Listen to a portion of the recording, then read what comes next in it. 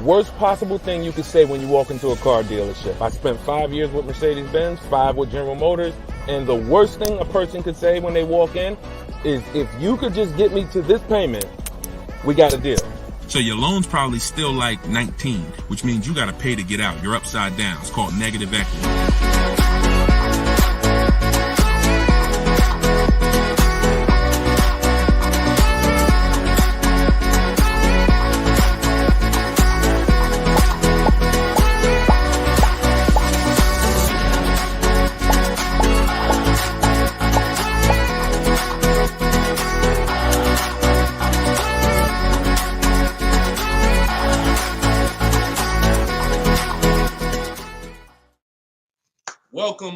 Welcome to episode 4 of Car Shopping Questions and Answers. We are live on 4 platforms: Instagram, YouTube, TikTok, and Facebook.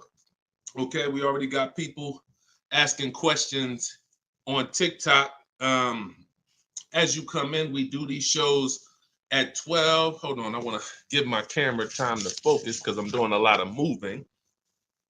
We do these live shows, it'll focus in 1 second, at 12 p.m. and 3 p.m. Eastern time. Hold on, I'm out of focus. There we go. 12 p.m. and 3 p.m. Eastern time. Now, we broadcast these shows throughout the day because a lot of people can't make the live broadcast. You want to tell your friends about it. If this is your first time with us, you've never been on a live with us before. Oh, wait, hold on. They're saying that hold on, can't hear. No sound. All right, hold on. Let's see. How about that? We're good on TikTok? Let me make sure we're good here on, give me a clear if we're clear on Facebook now. Give me a clear. We always got to do the housekeeping, y'all, and I need your help. Before we get busy, let me know audio is good. I see we're clear on TikTok. How are we on Instagram, on YouTube, on Facebook? All right, perfect. I see the thumbs up just came through. Okay, so this is episode 4. We do these live shows 12 p.m. Eastern time and 3 p.m. Eastern time. So you'll see the broadcast throughout the day, but if you want to actually be live with us, then you want to join us on any of the 4 platforms at one of those 2 times: Monday, Tuesday, Thursday, and Friday. So we are live. My name is Deshone the Auto Advisor. I am the author of the digital book, Cars from Home, 7 Steps to Saving Time, Money, and Avoiding Dealerships. You can get your copy for 75% off during the show over the next 30 minutes in my TikTok bio, in my Instagram bio, or I'm going to put the banner up here. You can go to deshonesbook.com. We have a link in the comment. We have a comment link in the comment section. So I want you to start typing your questions. We get very, very busy. Have your notes ready. Be ready to unlearn what you've learned about cars, because we get below market deals, and that should be your only mission when you are car shopping, is to get below market deals. All right. Now, one thing that I want to discuss. Okay, matter of fact, let's go. Go ahead, throw that up. Let's go to Frankie's question. So this is from TikTok. Can you please give me the percentage breakdown on leases again? Okay. The 1% rule has been around since probably before I ever even got into the car business. The 1% rule says that if your lease payment is 1% of the MSRP, or less, you stole a car. No down payment. So I had a 2018 Jeep Grand Cherokee. It was a $35,000 vehicle. My lease payment was $330 a month. That was under 1%. That's how we indicate that. Now, how we're doing the math is we are taking the MSRP, taking the monthly payment rather, and dividing it into the MSRP. For example, $330, which was my payment, into the MSRP, which was $35,000, and then that gives us 0.009%. 0.009%. Good afternoon, Vivian. Good to see you. So That's how you do it. Now you can multiply by 100 if you want to really get the percentage. You multiply by 100 and you'll see 0.94%. So that has been around for a long time. Shout out to the sharers. I see you, Frankie. Thanks for sharing. Please DM me too. I'm still waiting on ideas for what we could do for the people who share the broadcast. I mean it. We want to make sure we are rewarding people who share, tag, people who invite people to the broadcast. So DM me these ideas. Those are the only DMs I'm looking for because we get too many DMs to really respond to them. We get probably 50 to 100 a day. So we can't respond to all DMs, but those are the ones that I'm looking for. Okay, shout out to everybody who shares. Now, that's been around for a long time. That's how you know you stole the car. It's not even a question now that we still need to get offers because like this is Freener right here. This is why you never want to get excited about one offer unless it's the lowest bid. Here's why. Freener, she just got a, hold on, I'm putting it up here on the screen. She just got a 0.88% lease on a Jeep Grand Cherokee hybrid anniversary edition. $65,000, $65,950 was the MSRP. Her best bid was $579 a month. She's in the video library. She has what we teach.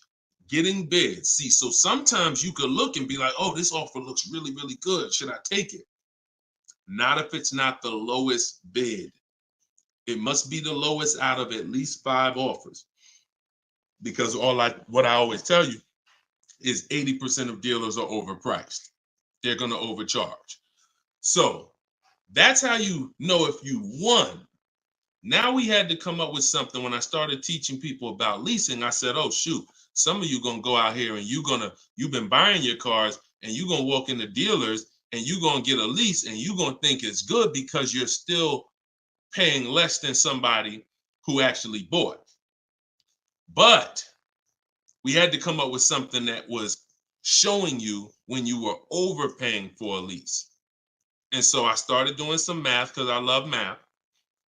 And once I worked the math out, I said, okay, how much are we paying before we're paying too much for a car we're giving back? 1% is the steal. But what's the limit? And I started looking at how cars depreciate, how much car, if you bought it, how much the car would depreciate. And I came up with 1.5%.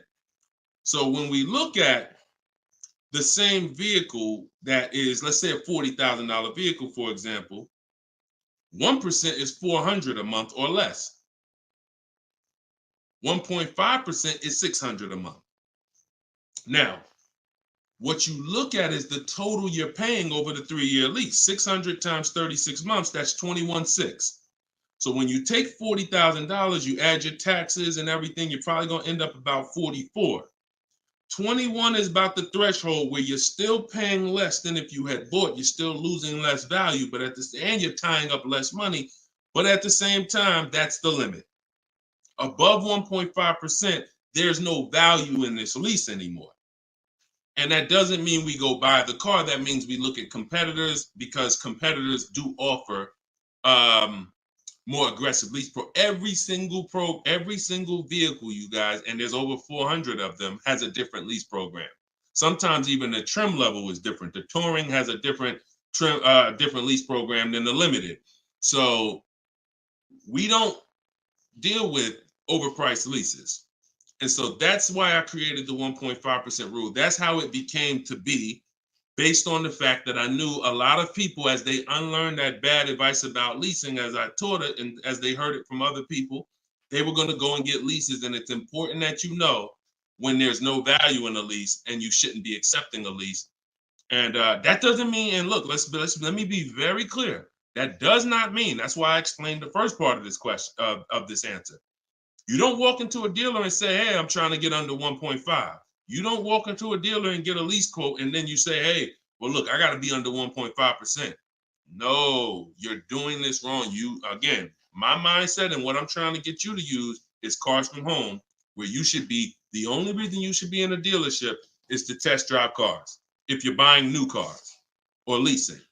Test drive, you're in and out of there in 20 minutes. The next time you're back in a dealer is another 30 minutes to pick up your car if they don't deliver. That is the only reason. We never talk numbers in a dealership for a new car or a lease. Are we clear on that? These are rules where it's like, if you want to use what I teach, and I want you to use it so that you can get the results that Frina got, that Danielle got, that we've worked with over 8,000 people in the last since 2021. I want you getting those results. And in order to get them, you got to know what the boundaries are. Deshone says we never talk numbers in the dealership because you have no leverage there. Your leverage is at home, in control, communicating with multiple dealers, and where you can't get emotional. Okay? Clear? So that's the 1% rule, and that's the 1.5% rule, Frankie. Great question. Okay, shoot the next one in, Dolan. Great question. All right, this is Tony on Facebook. And remember, look, y'all, we are live right now. So some of you have seen the rebroadcast, and you're like, Deshone, okay, this is 3 p.m., 12 p.m., we're live. Okay, so this is the time to ask your questions. You're not watching the rebroadcast, and this is also the time to tag a friend and make sure they're here so they can get their questions answered. Shout out to the sharers. And could y'all keep tapping the screen on TikTok and running those likes up? This gets TikTok's attention and gets more people over here because we got to do this together. All right, Tony from Facebook says, hi, my lease is up in a month. I wrote to get 3 quotes from dealers. I only got 1. That's normal. The other 2 are taking their time. That's normal. I have a third-party restriction. Should I wait for the other 2 quotes or just run with the 1 quote? I never run with a 1 quote, and I get 5 quotes. So you're mentioning 3. I never mentioned 3. 80%, again, a lot of what we're talking about, y'all, is math. I'm unfortunate where I have the data. I got probably 5,000-6,000 people who have my book. We probably got close to 2,000 people in the Cars from Home library in my coaching program. That's a lot of data to prove that it's 80% that are overpriced. That's 4 out of 5. So the reason why we must get 5 quotes is because 4 are overpriced. So 3, not enough. Now, if you're doing this manually, this is still easier than you walking into a dealer doing it by phone. But at the same time, I do online. I go to their website. We are connecting with dealers through their website. You don't want to do this with third-party websites that say, hey, we could connect you with multiple dealers. You don't want that because now they're trying to sell your information to the dealers, and this is not what you want to do. You want to create a Gmail account specifically for shopping. We go to 25 dealers' websites. In my book, I link you to all the dealers so that you can just put in the zip code, and then it'll pull up all the dealers around you for every brand. But you can do this yourself. You can go there and you can actually you go to each dealer's websites. We do a copy and paste message. I have a template that I use that the people who follow my stuff use. And the template you need to tell them exactly what you want and what you're open to. Colors wise, this is why we build our car. We always build our car, go to the website, build the car, because we tell them exactly what we want and what we're open to. This takes us 20 minutes to contact 25 dealers online, copy and paste. We're telling them what we're looking for. Hey, these are the colors I'm open to, blue, black, or silver. These are the trim levels I'm open to, limited or touring. We're telling them this is these are the package, these are my must-haves. I need the big sunroof. All of that has to go in to it's not that you're not car shopping online. You're just now you're car shopping against people who their job is to make money. And so if you don't have what I'm telling you I've responded to hundreds of internet requests when I work for the dealers. If you're here for the first time, type a 1. If this is your first time ever being on a broadcast with us, type a 1. I want you to know a little something about me. I was inside car dealers for 14 years, responding to these quotes. So The reason why I'm giving you the exact strategies is because I know there's so many things that you're not trained to give the dealership that they need. They can't give you a quote without it. They can't shop correctly, without it. Okay, shout out to the first time people. Could everybody type welcome to the first time people? If you've been on here before, type welcome to the first time people. Now, once you give them that information, you're copy and pasting that. Copy, paste, copy, paste, copy, paste. You're doing that with 25 dealers. And then that creates the conversation to see where the dealers are actually coming, where the deals are coming from. But you need to see who has a car first. You need to see who has a car first. So, oh, you're talking about selling the lease. Okay, you're earlier in the process. Understood, Tony. Okay, perfect. No, just talk to another used car manager. And you want to have conversations because one, your car is worth different things to different people. You need at least 3 for that. You're on point. Yes, 3 quotes for your lease buyout. For your old car from 3 different used car managers. And if the 2 are not getting back to you, then just move on to other ones. But be aware, you should be using those values you got online from the online buyers to see if you have equity, because not everyone has equity. The whole purpose of the equity assessment is to make sure you're not leaving any money on the table. That's the purpose. But there's no guarantee. Many people have turned their leases in not knowing that they should have done an equity assessment, and then the dealership sitting on $2,000, $3,000, $4,000, $5,000, $6,000 that they didn't know about. That's what we want to prevent.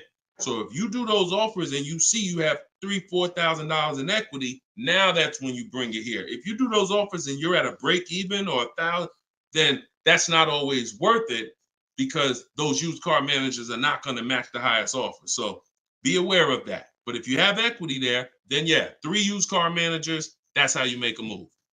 Okay? Fight for your money. This is your money. If you end up making $1,500 out the deal even, and it took you 2 hours, where do you make $750 an hour at? $750 an hour. So this is your money.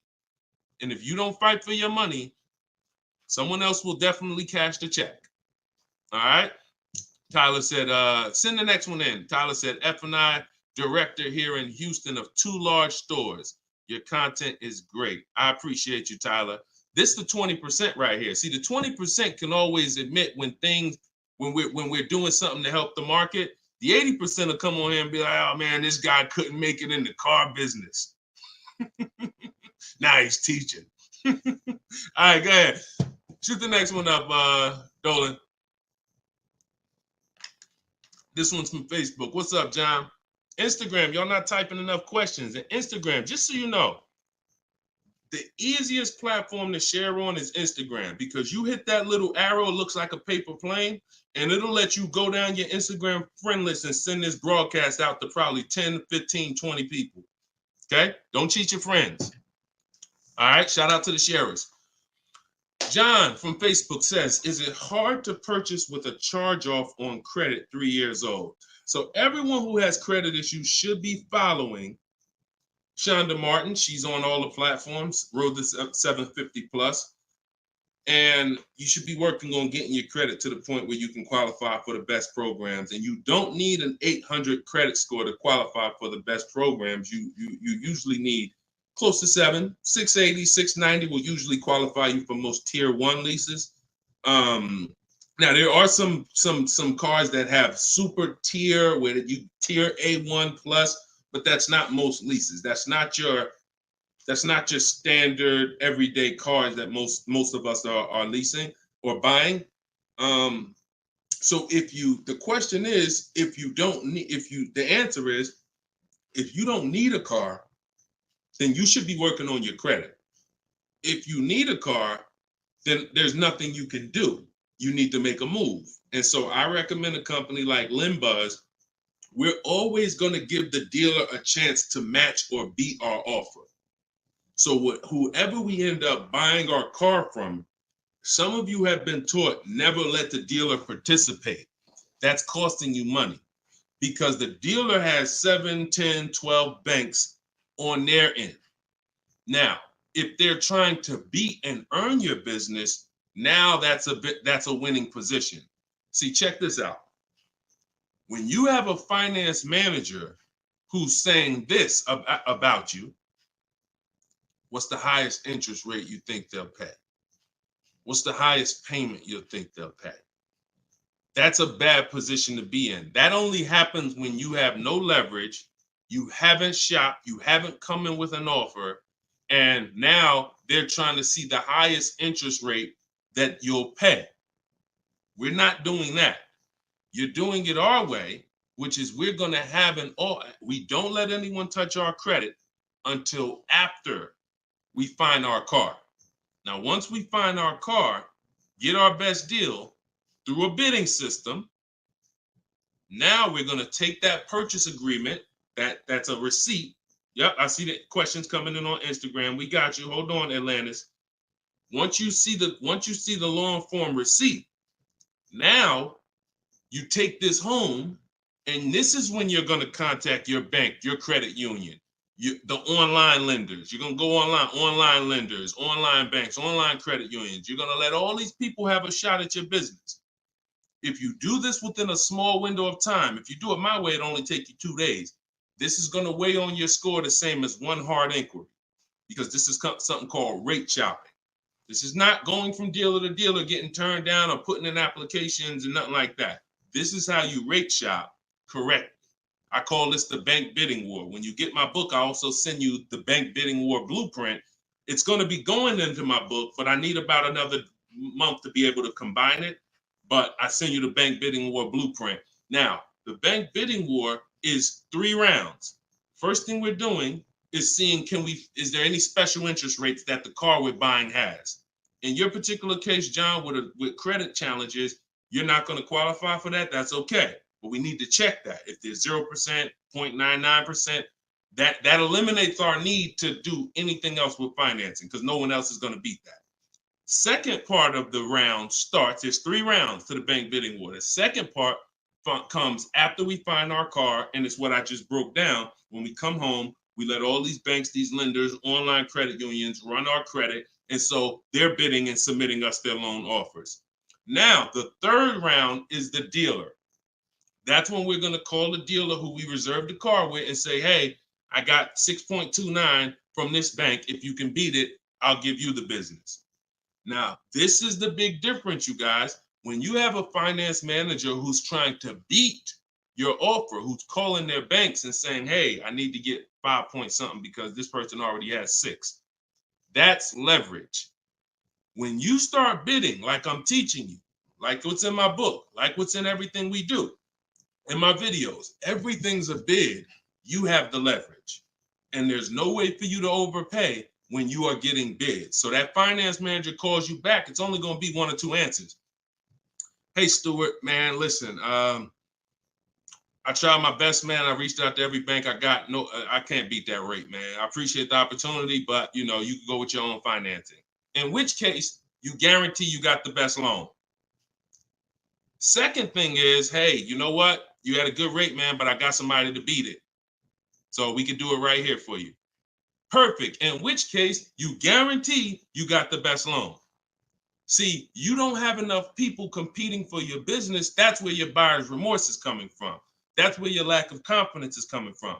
That's why you're driving off from a dealer saying, hey, you think we could have got more money? You think we could have got another $1,000 off?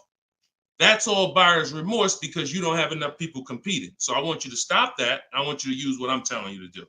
All of this is in my book for those of you who like Deshone. I don't even want to remember all of this. It's all in my book, Cars from Home, 7 Steps to Saving Time, Money, and Avoiding Dealerships. This is what I've been teaching for 3 years. And this is what I've been doing since 2015 myself personally. So you can get your book for 75% off. Cue up the next question, Dolan. Oh, John, in your case, though, when you get that buyer's order, you would be reaching out to Limbuzz. So after you find your best car deal, you would be reaching out to Limbuzz and seeing, what their rates would be for you. And then you would be going with, still giving the dealer the opportunity to see if they can beat it. Because once a dealer knows you got an approval already, they kind of have a little more leverage to be able to see if they can beat that approval. But in any case, even if they can't, Limbuzz is pretty generous. but we don't do this until after we find our car. Okay? Great question. Shoot the next one up, Dolan. All right, this is Gemini from Instagram. Can a dealership legally raise the price from what is being offered online? Listen, nobody's suing dealers. So it's not really about what's going on legally. It's probably more ethics than anything. And we don't expect dealers to be ethical. We don't need dealers to be ethical. They've proven that the majority of them aren't ethical. So when you're not ethical, you walk the fine line between breaking the law and not. You walk that gray area. You know, yeah, I overcharged you. I know you could have paid less, but I know, yeah, whatever. But I know I could have sold you the car for less. But I'm gonna tell you that this is the best. Like, all of this stuff is unethical, but it's legal. So when it comes to what we're doing, our job is to protect ourselves. You can't go into a car dealership expecting them to protect you. You can't go into any business transaction expecting the person you're negotiating against or the person who's selling you a product to protect you. That's why we exist, because there's no one out there. If it hadn't been done, you'd been good. If there were, even if the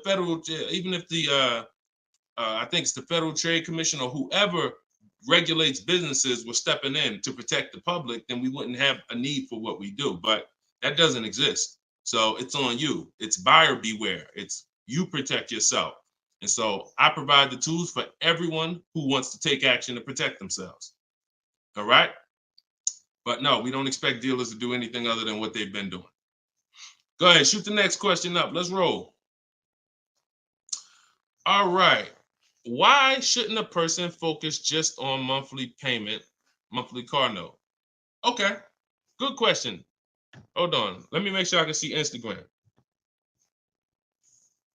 All right, so this one's from Instagram. Promise Tammy said, why shouldn't a person focus on just the monthly car note amount? So if we did a little math and you go, all right, if you walk into a dealer and you're looking at a $40,000 car and you say to the dealer, how much does that car cost a month? And they're smart, if they're trained, they're gonna say, well, it's not really about the car payment right now. Do you like the car? And once you say, yeah, I like the car, let's get down to numbers, they're gonna ask you, they're gonna try to figure out what you could afford. Like, what's the most you could afford? Or I can't afford any more than $450 a month. Now, some of you know every $1,000, every $5,000 on the purchase price of a car is how much per month. Some of you know. I know we got a lot of new people on here, but for those of you who've been tapped in with us, how much is every $5,000 on a car loan? So, and the reason why I give you guys this parameter is so when you look at that $40,000 car, thank you, Frankie, got it. You should automatically know every $5,000 is about $100 a month. Yep, you got it, Michael. All right, I see you. We got people tapping on every platform. Good job, Carmelo. So the reason why, see, those of you who focus on just the car payment, you are some of the people who the 80% of dealers are going to manipulate the most and make the most money on. Because when you come in, if you don't realize that $40,000 car is in no way close to $450 a month, now you have someone who's going to try to manipulate the loan to make that car $450 a month somehow. Now, it's usually going to end with you having a super long loan. So I've had people come to me years ago, friends that would say, Deshone, what you think about this deal? I say, man, let me look at the paperwork. And I see, man, you know the loan is 96 months? Nah, man, I didn't even know that. Yeah, the loan is 96 months. What is that, 8 years? 84 months is 7 years, 96 months is 8 years. So you're out the door at an 8-year loan. Now, I'm not going to assume you know why that's bad. So I'll say that an 8-year loan leads to too much interest, and it's what it is, because if they got you an 8-year loan, it's certainly at a high interest rate, because banks know that those loans, people who need 8-year loans, are risky. People who need 8-year loan, they got to protect themselves because typically the car may have problems in the long run. When you go down, see the whole point with a shorter loan, 5-6 years. Some people want to be conservative. You take 4 years, but you want that car paid off by the time maintenance comes, by the time repairs start being needed, because cars need repairs every now and then. So you want the car paid off. They know that if we give this person an 8-year loan, typically they're probably gonna have issues around year 7, year 6, even depending on the age of the car. So the length of loan, I teach something called the rule of 72 and the 10th birthday. I will not in any way co-sign anyone getting a loan longer than 72 months, which is 6 years, because we don't have, see, what's the longest loan, a mortgage that any of you would take? Let's keep a real fast dialogue going. All of this is to really answer the question that Tammy's asking, which a lot of other people have. So we need to indicate why this makes a difference.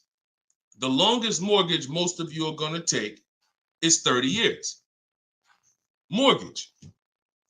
There are 40-year mortgages available.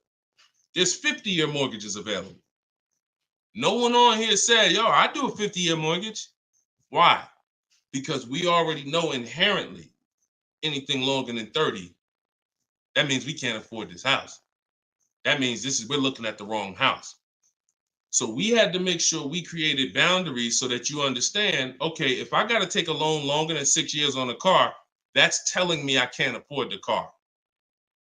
So once I get my best price, I should already be able to afford that car with a 6-year loan or less. And I combine that with the 10th birthday. So when you look at your car, you should have your car paid off by the 10th birthday. You're taking a lot of risk if you got a loan on the car past its 10th birthday. A lot of the times I was in a dealership, people came in with problems, big repairs, and they still had car payments. Car's 10 years old, 11 years old, and they still got car payments.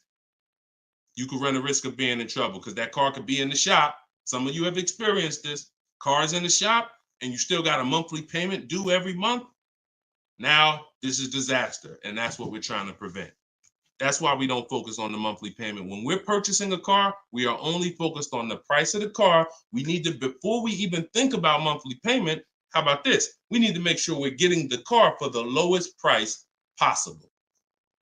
Because some people go in and like, hey, the car's 40 grand. Well, what if another dealer will sell it to me for 35? Once I get the lowest price, then I'm concerned with what my monthly payment is going to be. So there's steps to this. But yeah, don't focus on monthly payment and just stay committed to what we're teaching, and you'll learn and you'll see why, even more information of why that's bad. But we want you to understand the numbers. Okay? Typically, you focus on monthly payments, you don't quite understand the numbers, but you will. All right, this one's from TikTok. Can you give us some tips about co-signing? Ooh, I have a very, very, very strict rule when it comes to co-signing. Now, some people, you're not going to like this. Some people will tell you this is bad advice. It's just my opinion. I've seen tons of horror stories. I've seen people walk into the dealership. I've seen young people who will co-sign, who will use up people's credit, co-signing, and just burn them, because no one cares about, if you don't care about your own credit, you certainly don't care about someone else's in a lot of cases. So, but I do have some rules, because sometimes it's gonna make sense. When you can pay, if a person does not pay, then you're good. Example, my daughter, we're gonna get her a car. I'll co-sign only if I can pay the note if she doesn't pay. So let's say she's working, she's paying X amount per month, I'm co-signing, but if for example, she loses her job, anything happens, I can pay if she doesn't pay. That could be for the spouse. If they don't pay, I will pay it. As long as that's the rule, then you're protecting yourself, because where you get in trouble at is if you can't pay, if they don't pay. He told me he was going to pay it. He's missed 2 payments. Your credit doesn't get, no, they don't care. So you got to be willing to say that. This has to be a person that I'm willing to pay if they don't pay. That means I got to have that type of relationship with them. Or if I can't pay, if they don't pay, I'm not co-signing, because I cannot depend on things that will go wrong. Life will happen. And then I'm sitting out here and my credit was 700, 750, 800. Now it's 620 because they missed 3 payments and I'm struggling to get this car back from them. Okay? Those are my hard rules on co-signing. I don't deviate from them. And those are typically rules that if you follow them, you're going to be safe. Okay? All right. Shoot the next question up, Dolan. Diana said, my brother asked me to co-sign. I told him, hell no. Listen, that's it. Listen, people will ask you to co-sign quick as, listen, people will ask you to co-sign like they just asking to borrow sugar. Hey man, can you co-sign this loan for me? No, listen. It takes a while to build up great credit, and it takes seconds to destroy it. Nicole from Facebook said, are you able to negotiate third-party restrictions in a new lease? So these are two separate things. The third-party restriction is the selling of the old car, not the new lease. We're not mixing these two. So we're gonna, the people who work with me, you're selling your old car independent of the new deal. The new lease is its own transaction. We split everything we do into separate transactions. See, the car business has taught the public to give them up to 3 transactions. Buying a car from them is one transaction. Getting a loan from them is a second transaction. Letting them buy your old car, which you call trade. We don't use that word. That's 3 transactions. There's money in each transaction. There's money in each. That's why there's companies that only want to give you loans. They don't sell cars. There's money in loans. There's companies that only want to buy your car. They don't care about selling your car right now. There's money in buying cars. So you need to separate these transactions if you want to maximize each. There's no way for you to save the most money without maximizing and looking at each part of your deal as its own separate transaction. So if I have a third-party restriction, I'm doing the equity assessment. A third-party restriction is, some of you have leases. We always need to see if there's any equity in our lease before we return it to the dealership. If you have returned your car to a dealership without doing the equity assessment, you don't know how much money you've left on the table. Because if there's $2,000 or $3,000 of equity in your car, the dealer's keeping that, and that's their money. So, or the bank's keeping it when they sell it, that's their money. It's probably the dealer will find a way to buy it, and it's their money. So when we look at an equity assessment, we're going to do it at all times. Now, there's no guarantee we have equity, but we want to guarantee we're not leaving equity on the table. And so a third-party restriction doesn't mean you can't sell a lease. Who didn't know you could sell a lease? Type a question mark. If that's new to you, this is your first time hearing this, you've been leasing, and you're like, Deshone, I never heard about selling leases. I had no idea this was a thing. Type a question mark if this is your first time hearing that you could sell a lease. Okay. Fish Guy Rodney. Okay. See, so more information is coming out. Okay. Fairy Godmother. Okay. Emil. Okay, I'm sorry. I just tore your name up. Sorry. So as you change Shamir on Instagram. So when we look at this, we got to see that the things that we don't know cost us money. So now it's like, once they saw people, because we helped out probably thousands of people in the pandemic sell their leases, used car values, resale values were crazy. So we had people making $5,000, $10,000, $12,000 selling their leases. I sold my Jeep Grand Cherokee lease. I made $8,900 after I drove it for 42 months because I extended the lease and then I sold it. My mother, she drove her car. She made $10,200. Now those numbers don't exist anymore because values have come back down. But there's still people who are going to make 3, going to make 2, going to make 4, depending on your car. Now, every car doesn't have equity. But when it comes to the third-party restriction, they don't say you can't sell. They limit who you can sell to. You must sell to a local used car dealer. To a local dealer of the same brand. So if you have an Audi, you must sell to an Audi dealer. We are still going to get bids. We're going to get at least 3 bids from used car managers at Audi dealers because your car is not worth the same thing to every dealership. Your car may be worth 19 to this dealer, 19.8 to this dealer, 21 to this dealer, which is why we must get bids. Y'all gonna hear me say that word. Your favorite word, if you stick around and you use what I'm teaching, when you start mastering my strategies, your favorite words are gonna be bids, multiple offers, because that's how we save all the money. So okay, so that has to be handled, Nicole, separately. The selling of your car, the who I'm gonna sell that car to, you find that person first. Then you go shop for your replacement car. And then once you go sign that deal, you sell the car, you do it the same day, and you maximize both transactions. Okay? And all of this, guys, shouldn't take you any more than 90 minutes. This is not something that's going to take you hours. See, my whole thing is to show you how to get great deals in 60, 90 minutes from home. That's why my book is called Cars from Home. 7 Steps to Saving Time, Money, and Avoiding Dealerships. You can all get a copy for 75% off for the next 30 minutes. Just go to my TikTok bio. You won't leave the broadcast. Grab your copy before that timer hits 0. The price goes back up to $97. Or you can go to my Instagram bio, or click it if you're on Facebook or YouTube. Go to the comment section and you'll see a link to deshonsbook.com and grab your copy for 75% off before the timer expires. All right, go ahead, Dolan. Shoot the next question out. Should I feel bad if I get 1.3? I'd only feel bad if I got 1.3 and if it was my only offer. If it was my only offer, or if I only got 2 offers, then yes, because I'm going to tell you why. I'm going to show you something. When I look at what I see, hold on. Okay, hold on. We saw Freener. Some of you saw Freener. That's 0.88. That's just ridiculous. 0.88. But look, Charles, he gets a Palisade. He's paying $48,000 vehicle. His best offer was $597 a month, 1.23. Now, look at and sometimes people who are getting phenomenal, who are looking at cars that are super, super popular, they'll go a little further, and he reached out to 35 dealers. Now, I want you to pay attention. Some of you, the average person, only shops 2 dealers. My strategy is I teach 25 to 5. But once you see my copy and paste system, which is in my book, I have a copy and paste system where we're on their website. You'll see that I could talk to another 10 dealers.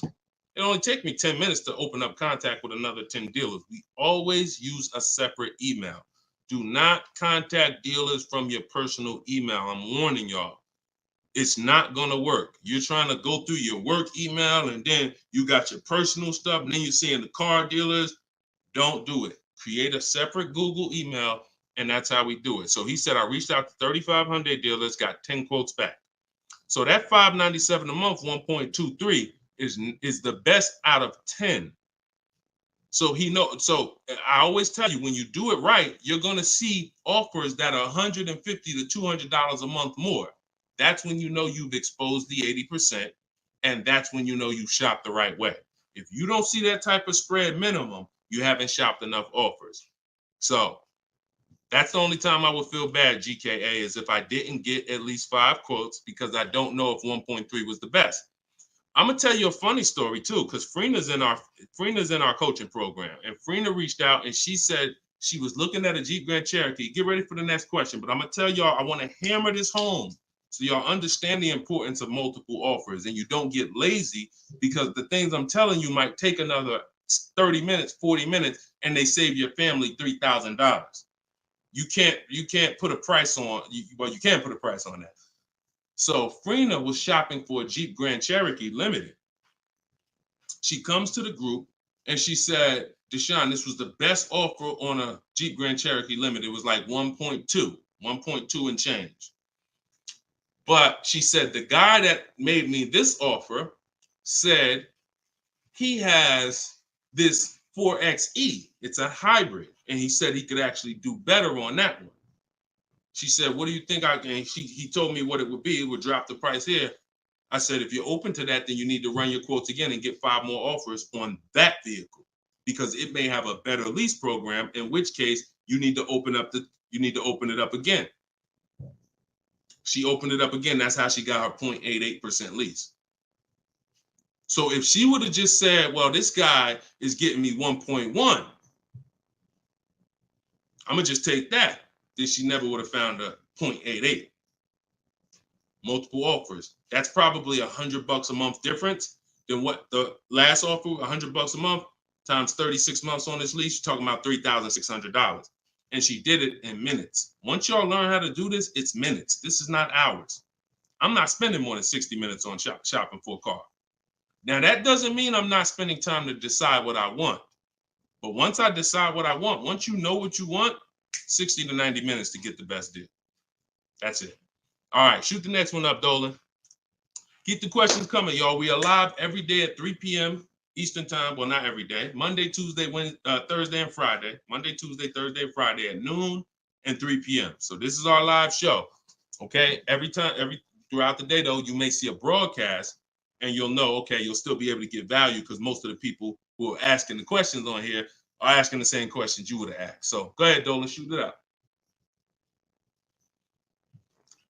This is Raymond from YouTube. How do you structure a lease? So the first thing you want to do is look at the car you're thinking about leasing. And we like to use a 1.25% formula estimate to see if we should be even looking at that car. Okay.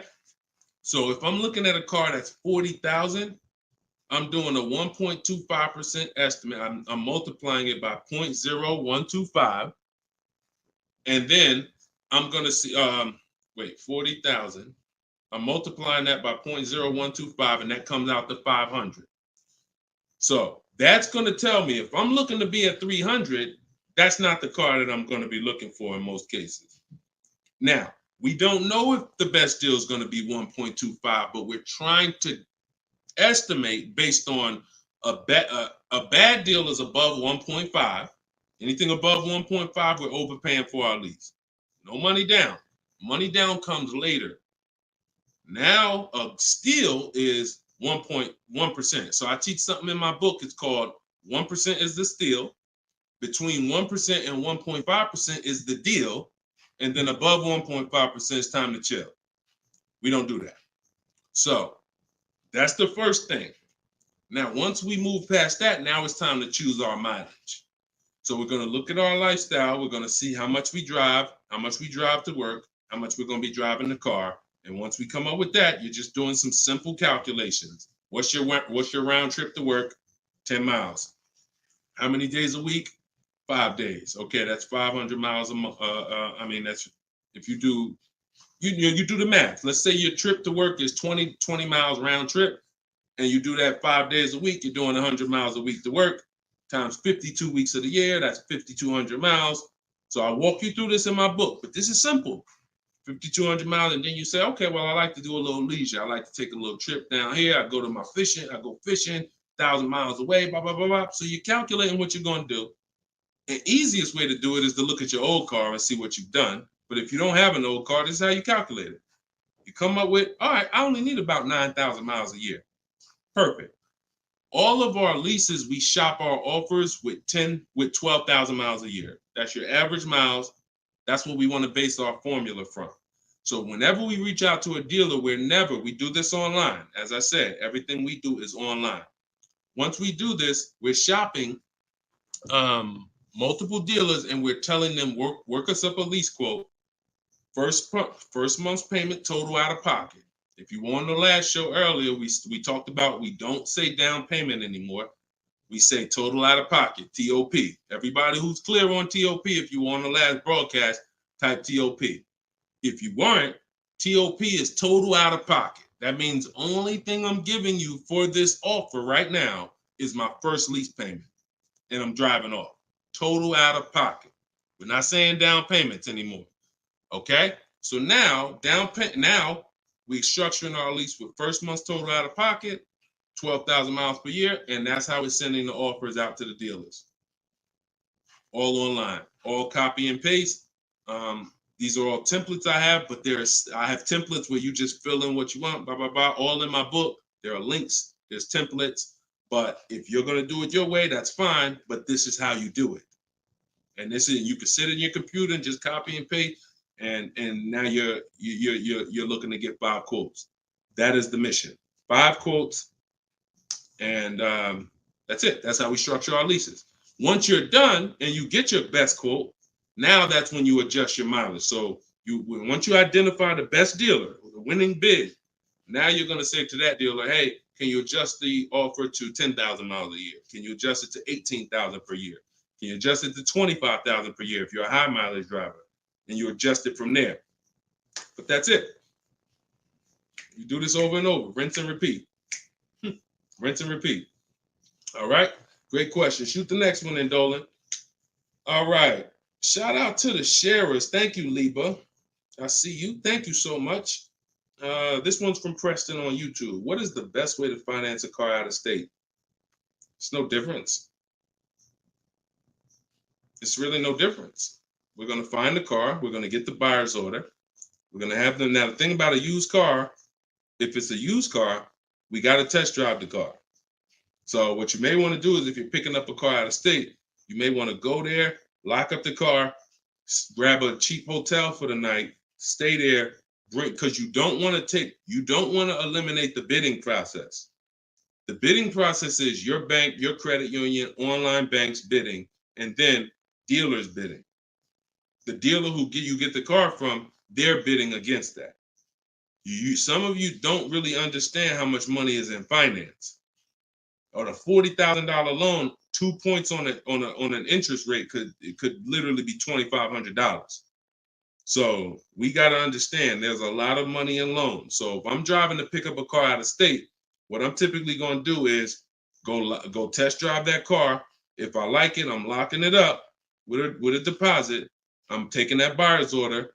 I'm gonna go back, depending on how far it is. If it's 3 hours away, I'm probably not gonna drive home and then come back. Depends on you. I'll probably just post up in a hotel.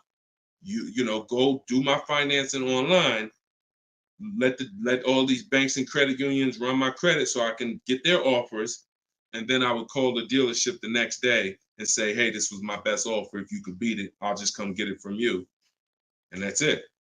I'll spend $50, $60, $100 on a hotel to save $3,000, $2,000 on interest on my interest rate. But everything else is the same. So we can't be scared to go out of state. If many of you who are using what I'm teaching, you're going to see. Look at Eddie. Who was Eddie who drove? Hold on. Short conversation. John, hold on. Market. Trying to think. I'll see many of who I'm going to share with you. You'll see they'll say when they're picking up their car, I'm driving 45 minutes. I'm driving an hour and a half away. Look at Sean. Perfect example. Sean, he's also in our coach. Now, I don't want you to think, I got to be in Deshaun's coaching program. There's just some people who are. The information's in the book. We got the video library. For those of you who are like, okay, I like videos to go along with the book, that's fine. I link you to some videos in the book, but then there's some people who coach with me and I can talk personally to them. So Sean comes on here and he comes into the group. He said, he sends this. Look at the amount. He said, I'm looking at some advice on this F-150 Lightning XLT. It's a $73,000 truck. The dealer discounted it $4,900 and then revealed that there was a $15,500 rebate. His total savings is over $20,000 off this truck. So I'm like, all right. Now me, being who I am, I don't know if that's the best. 2015, I sold 2 Maybachs. They had $20,000 rebates on it. So we don't know if this is the best. I haven't seen, this is what I said to him. I haven't seen the other offers yet, but I'm assuming you got at least 5. You're saving over $20,000 on this with this discount and rebate, but the only way to know is to compare to the other offers. See, I'm not going to get excited about this deal until he tells me what I'm about to read to you. That's when we get excited. He said, guess I could have put a little more info on here. Yes, I got about 15 quotes. You see the difference? This is what I want you to get. BK Dollar, this is what I want you to get. Liba, this is what I want you to get. Everybody watching, the money is in multiple offers.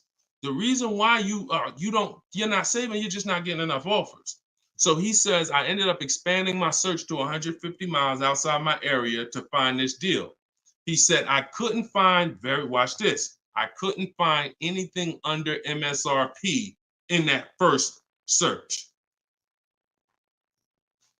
So think about how I'm telling you, the local dealers know when they see your zip code, they know, okay, some of them, all right, we don't have to do too aggressive. But those dealers that are an hour and a half away, when they see your inquiry, they're like, oh, listen, this is a person we never would have saw before. What is it going to hurt us to blow this truck out? And we take a deal from one of our competitors' markets. We love to see our license plate frame over in their market. That's how we win.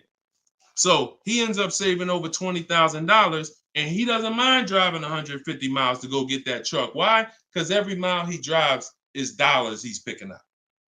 We clear on that? We clear? If you're clear on the importance of multiple offers, type clear. All right, shoot the next one up, Dolan.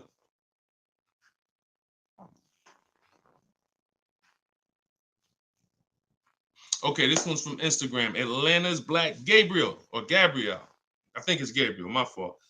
So, in the market for a new Chevy or used Chevy Malibu, what's the best route, leasing or financing? How many years are you keeping the car? If the answer is 8, then you should be buying. If it's at least 8, see, I teach something. My book is called Cars from Home, 7 Steps to Save Time, Money, and Avoid Dealerships. Everything I do, when you go, the video library that we have, your best deal in 7 days, 7 steps. These are not going to change. The first step is the foundation to your deal. The first step is the foundation to your deal, which is lease or buy. Because you cannot get a good deal if you bought when you should have leased.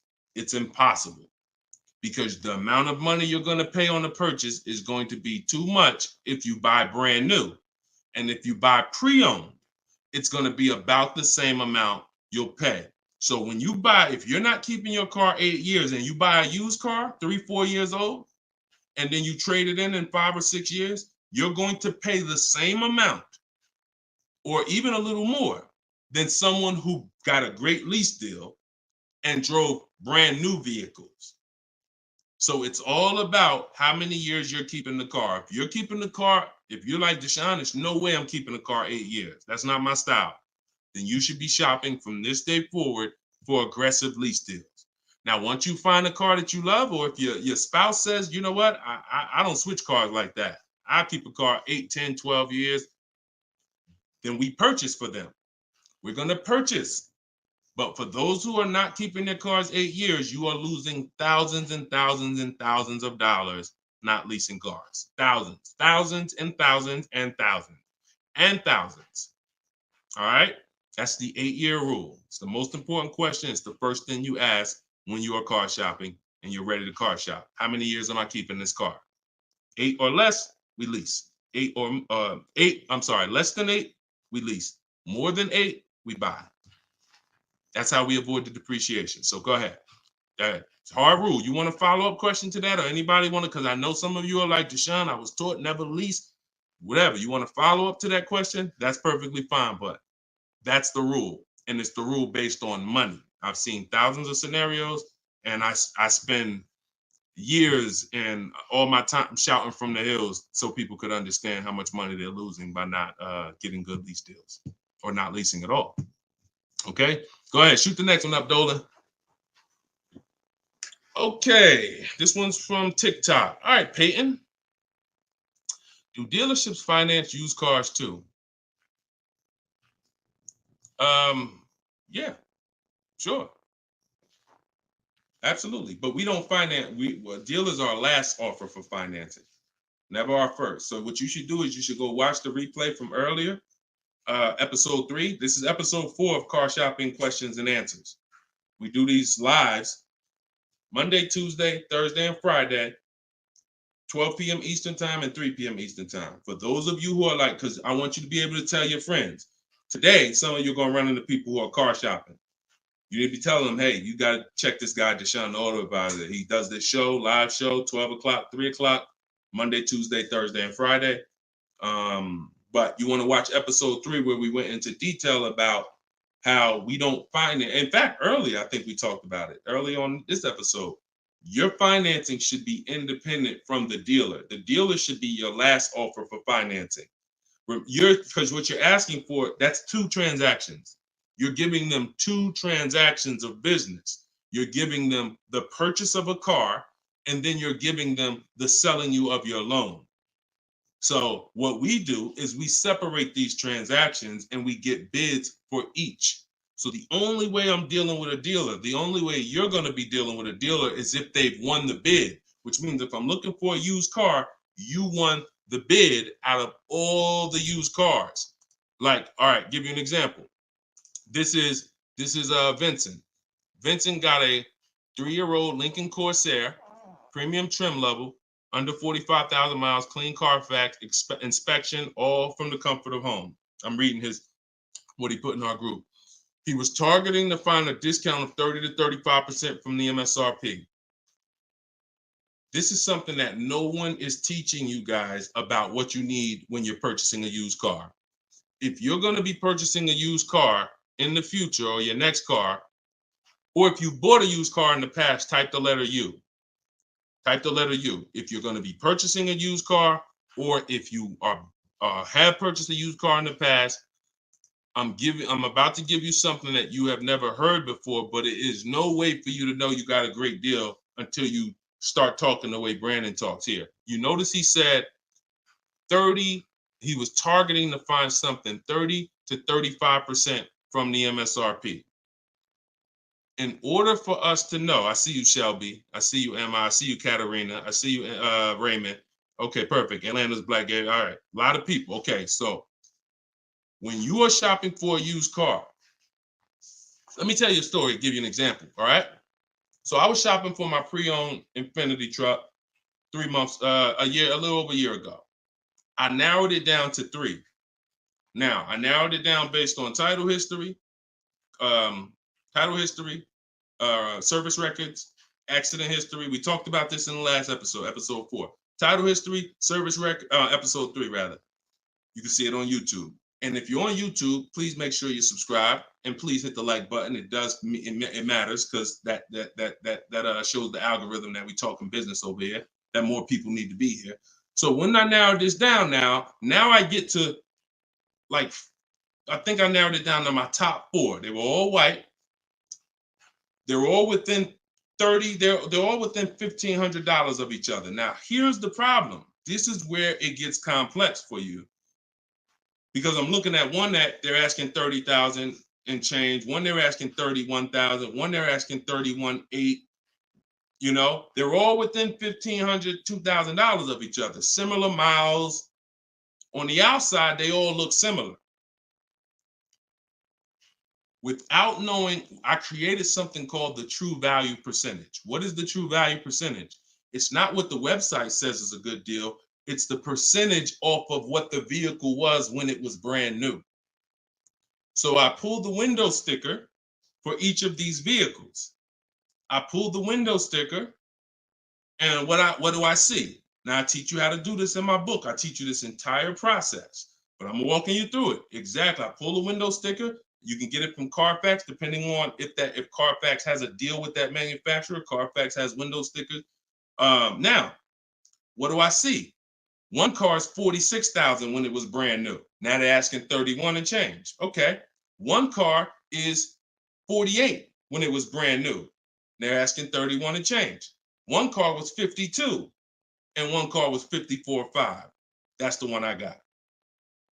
So you see how in one instance we were confused. You would be confused. You sitting here like, yeah, Deshone, that's hard because they all look the same. They all similar price. How do we know? Once we find out the original MSRP, not only do we find out what the original equipment is that's in the vehicle, which is helpful. I wanted to know this is an Edition 30, got all these special features. That's helpful to know too. But more important than that even is to know that that car was a $54,500 car that they were asking $31,800 for, which means I got a 42% discount. That is something we created called the true value percentage. And that's how we make sure we choose the right used car when we're ready to pick the final one.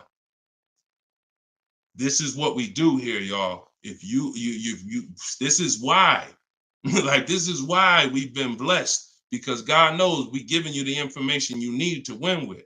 So all of this is in my new book, Cars from Home, 7 Steps to Saving Time, Money, and Avoiding Dealerships. If you want it all in one place, you can watch the show. You can watch my free social media videos. I got hundreds of them. Or you can say, Deshone, I'm going to get this it's 75% off in my TikTok bio. It's normally $97, but you can get yours for 75% off.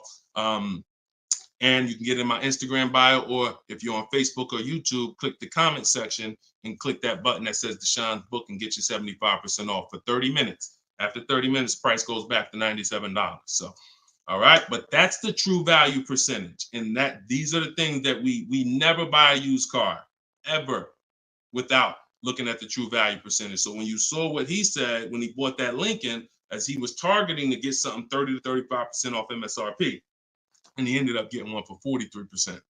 So that's what you need to know. Go ahead, shoot the next one up, Dolan. Great questions today. All right, Raymond on YouTube. Does it make sense to buy an existing lease? So when you're buying a lease, all you're doing is buying a used car. That's how you got to look at it. It's a used car. It's just, it may be your car. If you're buying your lease out, it's a very different. See, what I see most times is people want to buy their lease because they don't know how to shop. Because there's deals out here. We've been making deals since the pandemic. I started our video library. We started that in 2021, November, middle of the pandemic, when people were paying ridiculous prices over with the 80%. They were cashing the biggest check they've ever cashed in their lives. Like in their lives, they were like, and we were getting deals all since then. Felicia came in. She was our first person in our program who got a BMW. She saved $1,950 January 2022. And so we when you get bids, you reveal. That's why we don't pay attention to nothing out there. I don't care what anyone says, what any dealer says does not matter to me. That does not matter, because I know that if we got deals all through the pandemic, oh, forget it. That's why this market, we're killing it even more. So, you know, if you're buying your lease because you're keeping it another 8 years, you say, man, Deshone, I used to lease, but you know what? I really want to buy something that I could keep for 8, 9, 10 years. Then sure, buy the lease. But if you're not doing that, then you're moving from a lease mindset, which is I'm driving great cars, brand new cars, always under warranty in most cases, latest and greatest features, low payments, pennies on a dollar compared to people buying. That's a whole value system. That's mindset right there. These are the people who are shopping for a lease. These are the benefits of leasing. And then you're moving and saying, all right, I'm going to buy a used car now. Very different, very different. So you got to be, you have to have had a change in mindset and goals to buy your lease and buy a used car. And it's never, what I see most times is people just don't know how to shop. When you use what I'm teaching you to shop, get 5 offers, you're going to see there's deals everywhere. Everywhere. Go ahead. Shoot the next one up, Dolan. You can't pay me to negotiate your lease, because I do this in 90 minutes and I'm teaching you to fish. You know, I've had people who used to buy cars from me. Hold on, keep that question up from Nicole, but I saw this person on TikTok. I'm not in the business I'm in the business of teaching people how to fish. So, you know, because what happens is you're building a trust in something. Like, if you're not willing to learn what it takes to do this in 90 minutes from home, like I'm teaching you, then you are the same type of person. That same mindset will lead you to go into dealers because you're just lazy and scared. Now, I'm not saying that's you. I'm warning you to not let that be you.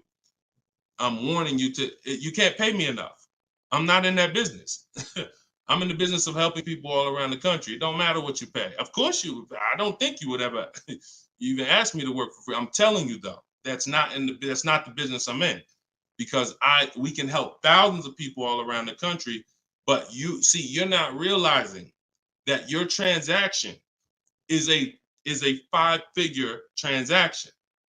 There's nothing else in this world that you're going to give that type of control. If you were going to start a business and it was going to take a $30,000 decision, $30,000 of your money, would you ever be looking and saying, oh, could you do this for me?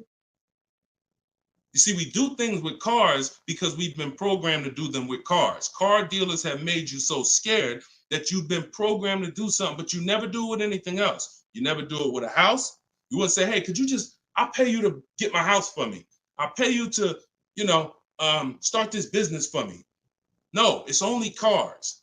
So when you realize that this stuff is easy, that old way of going into dealers and going back and forth, see, you're thinking of the old way. You're thinking, oh, I need somebody to tag along with me. Yeah, I got Deshone sitting over there next to me. I wouldn't be there because I'm at home. Where you see me at, this is where you see me at is exactly where I got my Infinity truck. I just told you about the deal. Where you see me at is exactly where I get my cars from. I sit right here, and all the people who got my Cars from Home book, who are in the Cars from Home video library, they're all right here. Some of them in the airport buying cars. Some of them at their desk at work making deals on cars. Nobody who's learning from me is in a dealership making deals on cars. So that's the old way. And if you think that you got to unlearn that or you can't win with me, you got to scrap that. I know it's painful. I know it sucks. I know it makes you feel like you're a loser. But that's what I'm telling you. Scrap that joint and do it my way. And when you do it my way, you're going to be like, oh, shoot, man, how the heck wasn't I shopping like this years ago? All right. So now Nicole on Facebook. Do you shop or negotiate differently for a car that is low in inventory or shortage? No.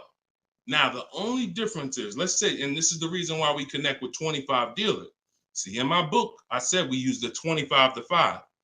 We got to connect with 25 dealers. This takes us 20 minutes because we're using a copy and paste system. So if you're going to all of these Chevrolet websites and copy and pasting in their contact box, copy and paste, copy and paste, copy and paste. Now, what you're doing is you're shopping out of all those dealers' inventories.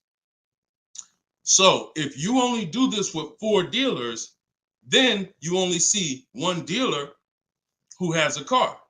And they're like, oh, well, we it doesn't seem like it's a lot of these cars out here. That's why we're connecting with 25. You saw Sean, he connected with 35. And so when we connect with these dealers, we're not just doing it to get bids. That's one reason.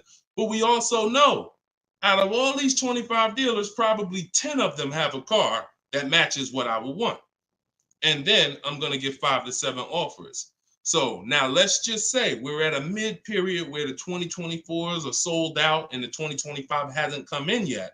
Now what's going to happen is all of those dealers out of the 25, maybe 2 of them have a car, and they're going to tell you, you know what, you really need to order it. That's not because it's a low inventory. That's because you're usually in between model years, and the old one has sold out, and the new ones they're waiting for it to come in. But it doesn't change the way we shop. And sometimes we will order. If I'm purchasing, I'm more likely to order because I'll get bids, and then I'll take the car. But if I'm leasing, we're less likely to order because we don't know what the lease program is going to be. See, I could get a dealer that discounts the car for me $3,000. We had a person in our group, and they were getting a new BMW X4, the X4M, like the performance edition. We had a dealer, their best bid, the dealer was taking off $3,000 off MSRP.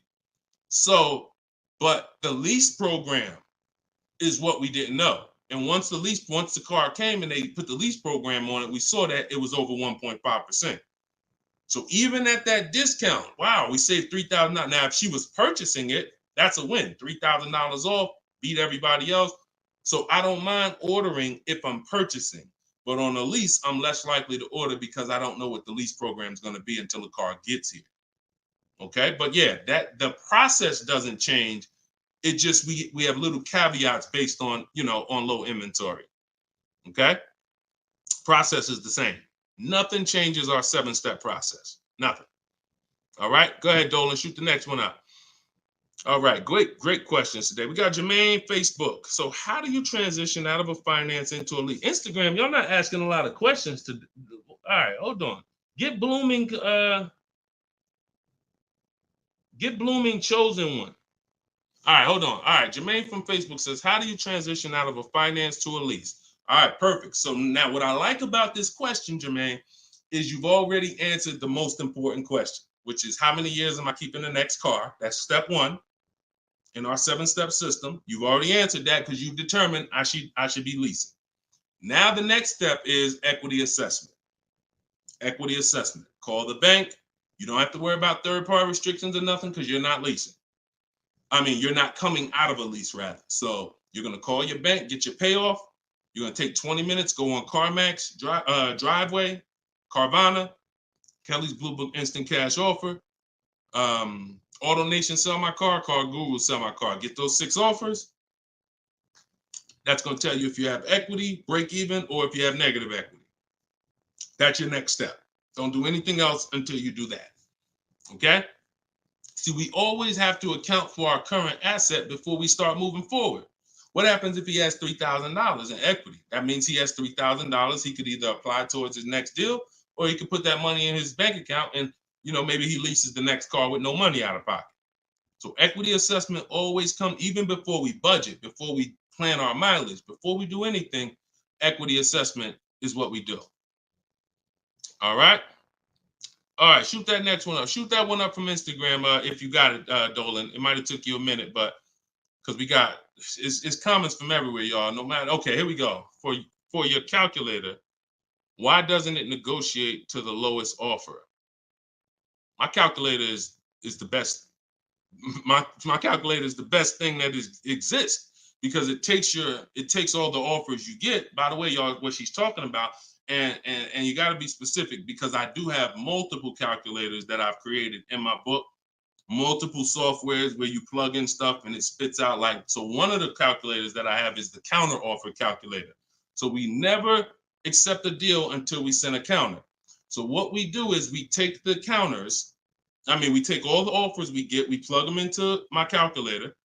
Whether it's a lease or whether it's several types. One is for leasing, one is for cash purchases and financing. Now, when you're financing, you're always getting your deals with tax and everything included, all in.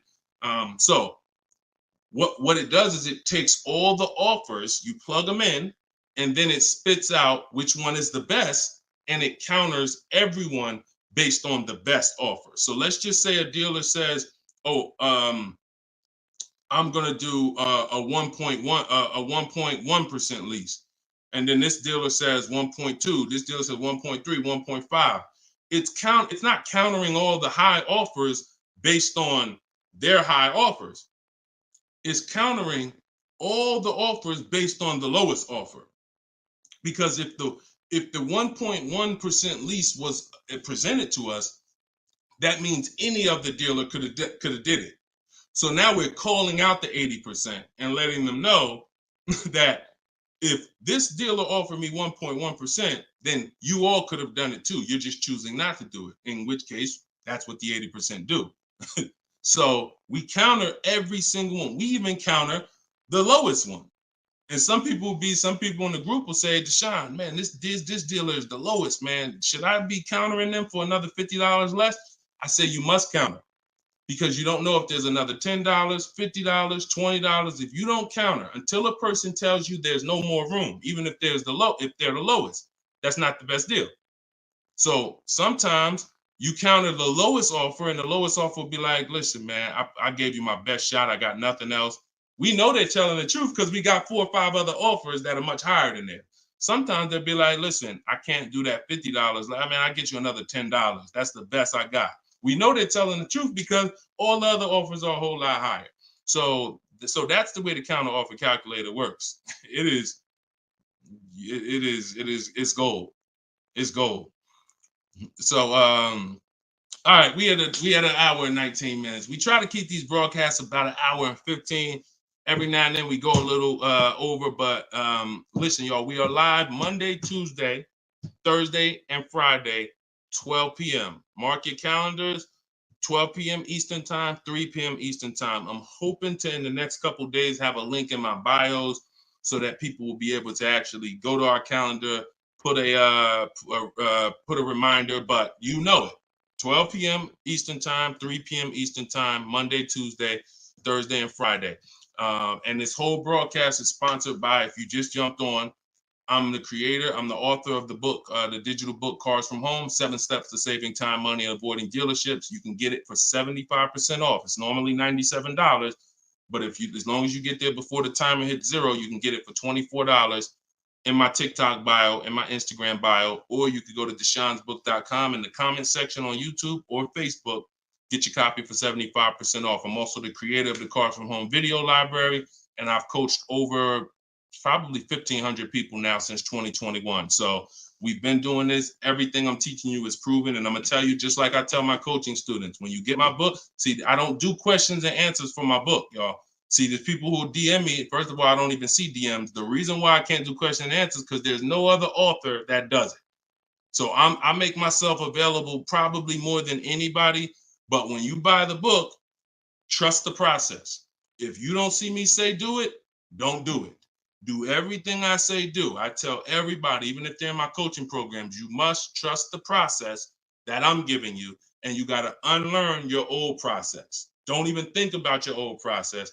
Use my process, and I'll lead you to where you want to be at. Guaranteed. All right, so get your copy. I will see y'all all on the next broadcast. Tell your friends. Welcome to the new followers. Welcome to the new subscribers on YouTube. I appreciate y'all. We'll be back for episode 5. God bless you.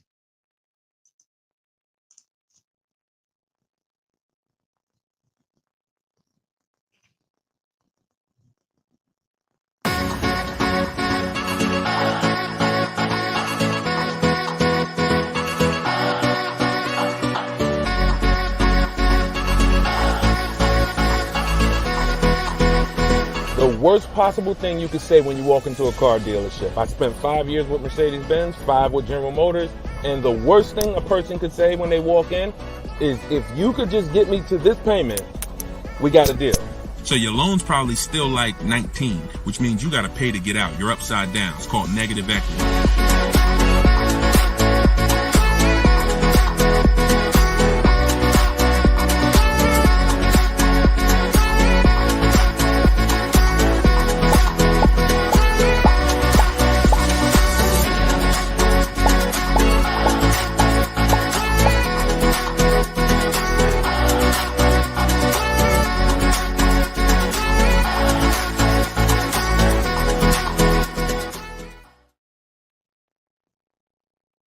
What's going on? What's going on? Welcome everybody to Wednesday, 12 noon car shopping Q&A.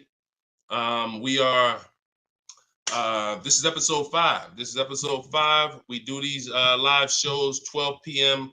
We're not going to usually be doing Wednesday, but I said, you know what? Let's throw in a special 12 p.m. Wednesday. So we are actually live. I know some of you may watch the broadcast because we do rebroadcast these lives, but this is actually live, and we're going to be taking questions right now. So as you come in, if you could hit the share button and tag a friend. I'm just getting us up on TikTok right now. I got to make sure I keep people out who are under 18. So come on in. I'm going to share this. If you don't know me, if this is your first time seeing a show with me, type the number 1. Type the number 1 if this is your first time. Welcome back to people who have been here with us in the past or on previous shows. My name is Deshone the Auto Advisor. I spent 14 years in the car business, 5 years with Mercedes, 5 years with General Motors. And now what I do is I show people who want to learn how to car shop from home and how to save more money from home than they're ever going to save in a dealership. So I'm the author of the book, the digital book, Cars from Home, 7 Steps to Saving Time, Money, and Avoiding Dealerships. And I'm also the creator of the Cars from Home video library, which is a step-by-step video platform.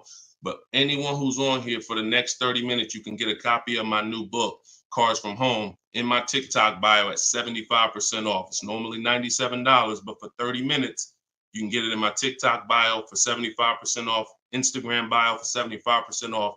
Or you can go to deshonesbook.com in the Facebook comments or in the YouTube comments.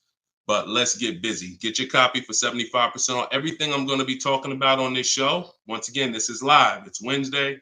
This is a 12 p.m. noon show. So for those of you who may have seen the broadcast, this is actually live, so we can start typing our questions in.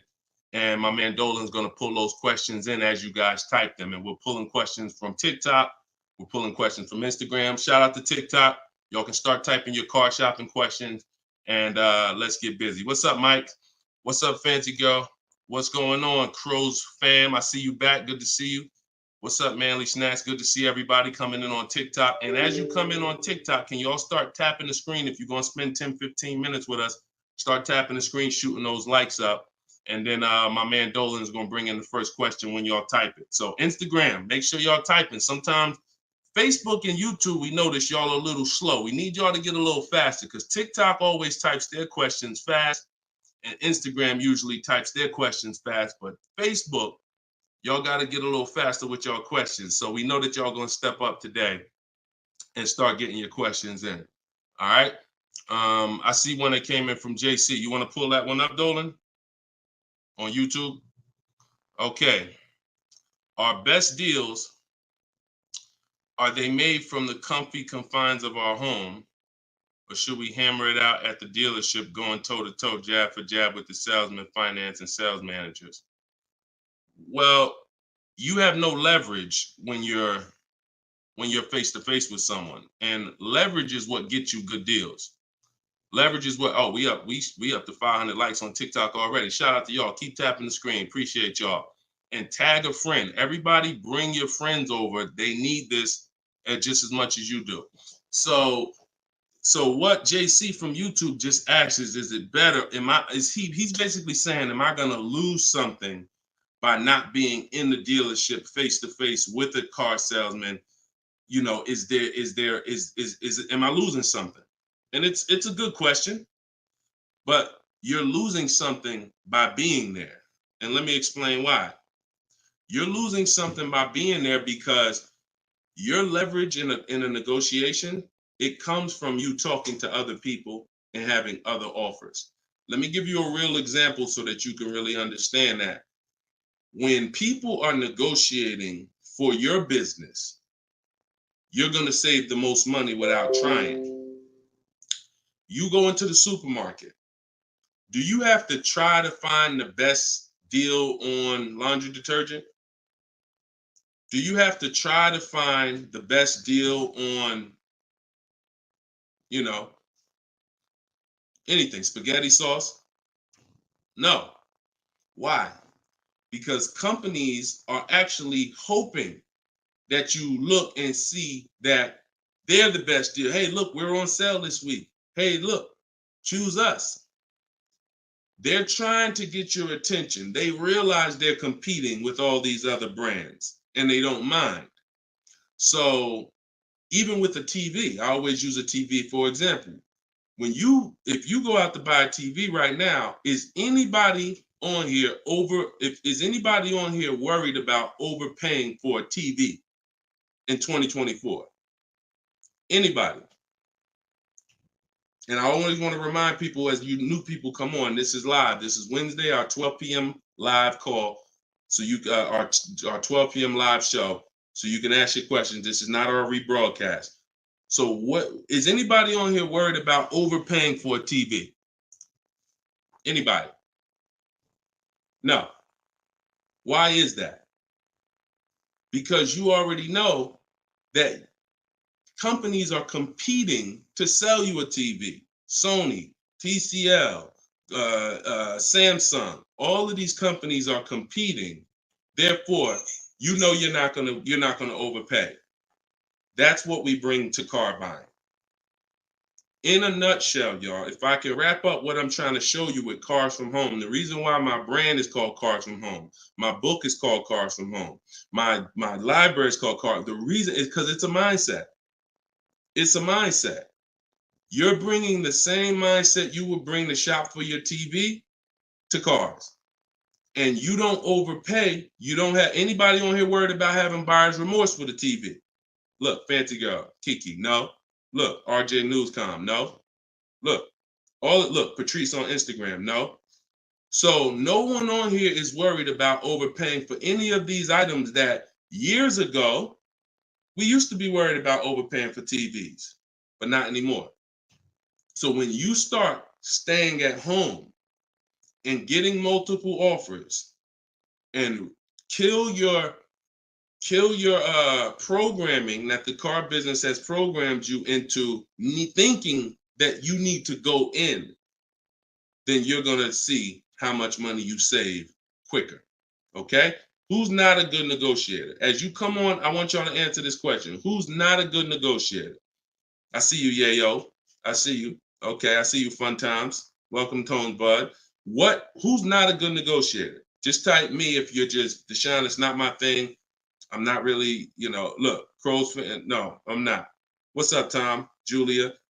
So all of these, look, John C on Facebook. No. William on TikTok. No. All of these people are not yet. Danny on Instagram. So what I want to tell y'all is you no longer have to think you need to be a good negotiator to win with buying cars. You're going to start making people negotiate with each other. And that's multiple offers. So if you're buying your next car and it's a new car, you're going to get at least 5 offers from 5 different dealers. And if you're leasing your new car, you're going to get at least 5 offers from 5 different dealers while you're at home. And if you're buying a used car, you're going to stay at home. You're going to look at the entire used car market on all the marketplaces. I teach 8 marketplaces. You need to be everywhere a used car is. These are like if you were buying a TV, to continue to use that example, you wouldn't just be on Walmart.com, but not be on Amazon. You wouldn't skip Best Buy. You wouldn't skip PC. Wherever there's a TV, you would be. It's the same thing. And y'all are going to save more money than you've ever saved, easier. This is how you take control and have your confidence, and you are empowered. Okay? So that's the answer to your question, JC. You don't lose by being at home making dealers bid. You lose by being in dealers going one-on-one. Okay, great question. Shoot the next one up, Dolan. All right, this one is Mr. Martinez on TikTok. Do they require a credit check with the request? Now, that's a good question. They'll make you think they do. Whenever somebody requests your credit for a quote, just know that that's a tactic. This is why you don't want to be in dealers talking. Remember this rule. Never talk numbers for a car in the dealership. Okay? Never talk numbers in the dealership. You want to only test drive the car. Now, it's a little different with a used car. New cars, leases, never talk numbers in the dealership because you have no leverage there. It's continuing to go back. You have no leverage inside the dealership. Now, when you are requesting your quote, you're going to the dealership site. In my book, my book is called Cars from Home, 7 Steps to Saving Time, Money, and Avoiding Dealerships. Everything that I'm teaching y'all is out of one of those 7 steps. Now, when you get to the point where you're getting offers, we're not using third-party websites because dealers pay for those leads. We don't want dealers paying any extra money to a company to get in touch with us. We want to go direct to dealers' websites. This takes 20 minutes. If you do it my way, you're going to the dealer's website. In my book, I have a link to the dealers, each brand. You put your zip code in and it'll pull up all the dealers. Now, as you go to these dealers' websites, you're doing a copy and paste. Copy and paste. And now, what are we saying in that first message? What we want, what we're looking for, when we can purchase. We're not talking about numbers yet. We just want to see who has a car. Now, once we see who has a car, now my strategy that I like you to start using, and some of you who have my book, you've used it already, is the 25 to 5. 25 to 5 is when you're connecting with 25 dealers online, and the goal is to get 5 offers. So, and the reason why we get 5 offers is because 80% are overpriced. So 4 of those 5 offers are usually going to be overpriced. That's when you know you did it right. So when we're getting our quote request, one dealer might say, oh, I can't do it without credit. One of the things we say when we're requesting quotes for a lease is assume tier 1. Now, for those of you who are purchasing, not leasing, you're going to request quotes all in, taxes, fees, everything in. Now, there are people who are going to try to knock you off your game. Some of you know, if you have my book, I have scripts for everything they're going to say, because I used to have to use these templates. You're going to hear stuff like, oh, we need you. When can we get on the phone? Can we just have a quick phone call? My script for that is, I'm going to be handling my whole process from home. I'm only going to be talking to the person who actually makes the best offer. And then you always end with a question. So you will always ask. You never want to end your communication online just end with a statement, because they're trying to get you on their agenda. You're trying to keep them on our agenda, which is, you're either going to let me know what car you have. Do you have a car that matches what I want? Second, once I confirm you have a car that matches what I want, can you give me an offer for it? That's what we want. And everything we do is to stay on that agenda. Does that make sense?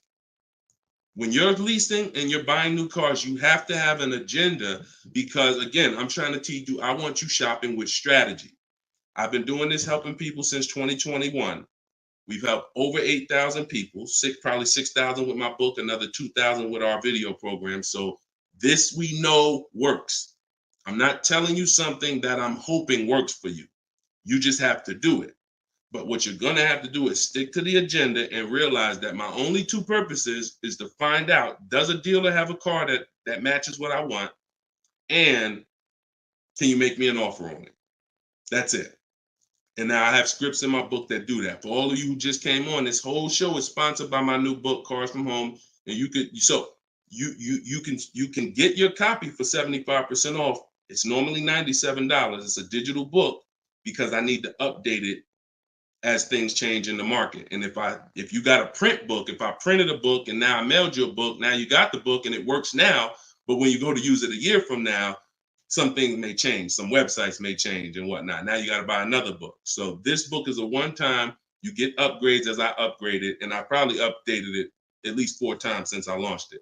So get your copy for 75% off in my TikTok bio, but you only got 30 minutes. Once 30 minutes passes, it goes back up to $97, which is still a great price, by the way, because you're going to save thousands of dollars using it in my Instagram bio and my TikTok bio. So you're never getting to the point, Mr. Martinez, where you are giving a person an opportunity to run your credit, because everything you're doing is at home requesting information. So as long as you get into the business of being at home, writing and requesting prices and seeing which dealer is going to offer you the car for the best price, you're never going to be in a position where you need to be giving your credit, because there's no reason. And if you give your credit, you really fell for the game, because now they locked you into them, which is the goal. So no reason for everybody, no reason to give credit to give somebody our credit to get an offer. All right, go ahead, Dolan. Next one. Type your questions. I see a lot coming in from Instagram. I'm in the dealership right now. Vital on Instagram. Keep that up. Keep that up, Dolan. Vital just said I'm in the dealer right now. Now, if you're there negotiating, then you're never going to get the best deal. You're never going to get the best deal. Understand, y'all, I'm not playing games. For those of you who don't understand what we really do here, like, this is Greg right here. Greg used our strategies. He got a $56,000 Kia EV6 win. He got it for $527 a month on his lease, no money down. That's through bids. That's not through negotiations. Danielle's lease, $44,000 Audi A3. She got it for $550 a month, no money down. You know, this is on a purchase here. Sean bought, and some of you may have these cars and look at your payments. And you're going to say, Dad, Deshone, I got that same car, man, and I ain't get that price. That's why I'm trying to tell you to listen. And like, we're not regular here. And sometimes I think, like, I'm not the public. I could be in the car business making $200,000-$300,000 a year if I wanted to. This is not God's plan for me. I'm trying to give you the game, but you got to understand who I am. This ship has sailed. We've been doing this for thousands of people since 2021. If you just now here and you just finding me and you haven't used my stuff yet, like, you missed it, but understand, don't keep missing it. This Sean, he got this F-150 Lightning XLT $73,000 truck, brand new truck. He saved over $20,000 getting bids my way. And the people who learn from me, they're never going back to the old way. They're never going back to negotiating and dealing. It only take one time for you to use what I'm telling you and see how quick you buy cars and see how much money you save to realize, oh shoot, I'm never going back to that old way of car shopping again. All right. So if you want to do it, you need to leave that dealership. Unless you're just there to test drive, that's different. So Instagram. Considering leasing a car, but feels like it will keep me constantly having a car payment if I choose to keep leasing at the end. Could you please explain the strategy to leasing versus financing? Absolutely. So when you're leasing, so this is a great question. Somebody said, look, if I lease, I'm going to always have a car payment. That's absolutely true. And so there's two totally different ends of the spectrum, y'all, when we look at how we acquire cars and get the best deals on them. One is a lease. My goal is to drive a new car, always under warranty in most cases, except if I'm a high mileage driver. I'm paying pennies on the dollar compared to somebody purchasing like that same car that Greg got. He's paying $527 a month. That same vehicle would be, it's a $56,000 car. That same vehicle will be $1,000 a month on the car note, at least on a 6-year car note. So I'm paying pennies on the dollar. I just had somebody today, he's going to pick up a brand new Kia Telluride. He got a payment of in the 400 range of $42,000 Kia Telluride. Once he negotiated it, he decided he was going to put $2,500 down because he wanted his payment where it was. But he already had a ridiculously low payment. It was like a 1.1% lease deal on a Kia Telluride. I told him, I said, you know that same Kia Telluride, $42,000, that would cost about $800 a month to purchase? He said, yeah, I know. I used to buy one. I used to buy mine. He actually had one. It got totaled. So he knows how much he was putting into that vehicle before he actually figured out he's not an 8-year person. So if you're not keeping your cars 8 years, you should be shopping for aggressive lease deals because it's pennies on the dollar. And we shop with bids because it's easy. It's fun. We're in control. And that's the way we do it. Now, the other side of the spectrum are long-term vehicles that are going to be what we call a keeper. If anybody who has a keeper in their household, type a K. If you have a vehicle in your household right now that you've had for more than 8 years, type a K. Type a K. Type a K. As you come in, y'all, if you're on Instagram, could y'all hit that paper airplane? It looks at the bottom of the screen.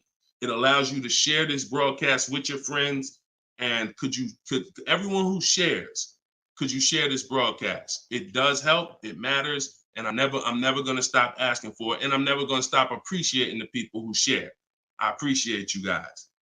And your friends will appreciate you more than anything, more than even I appreciate you. When you tag a friend who doesn't know me and they're car shopping, they'll appreciate you more than even I appreciate you.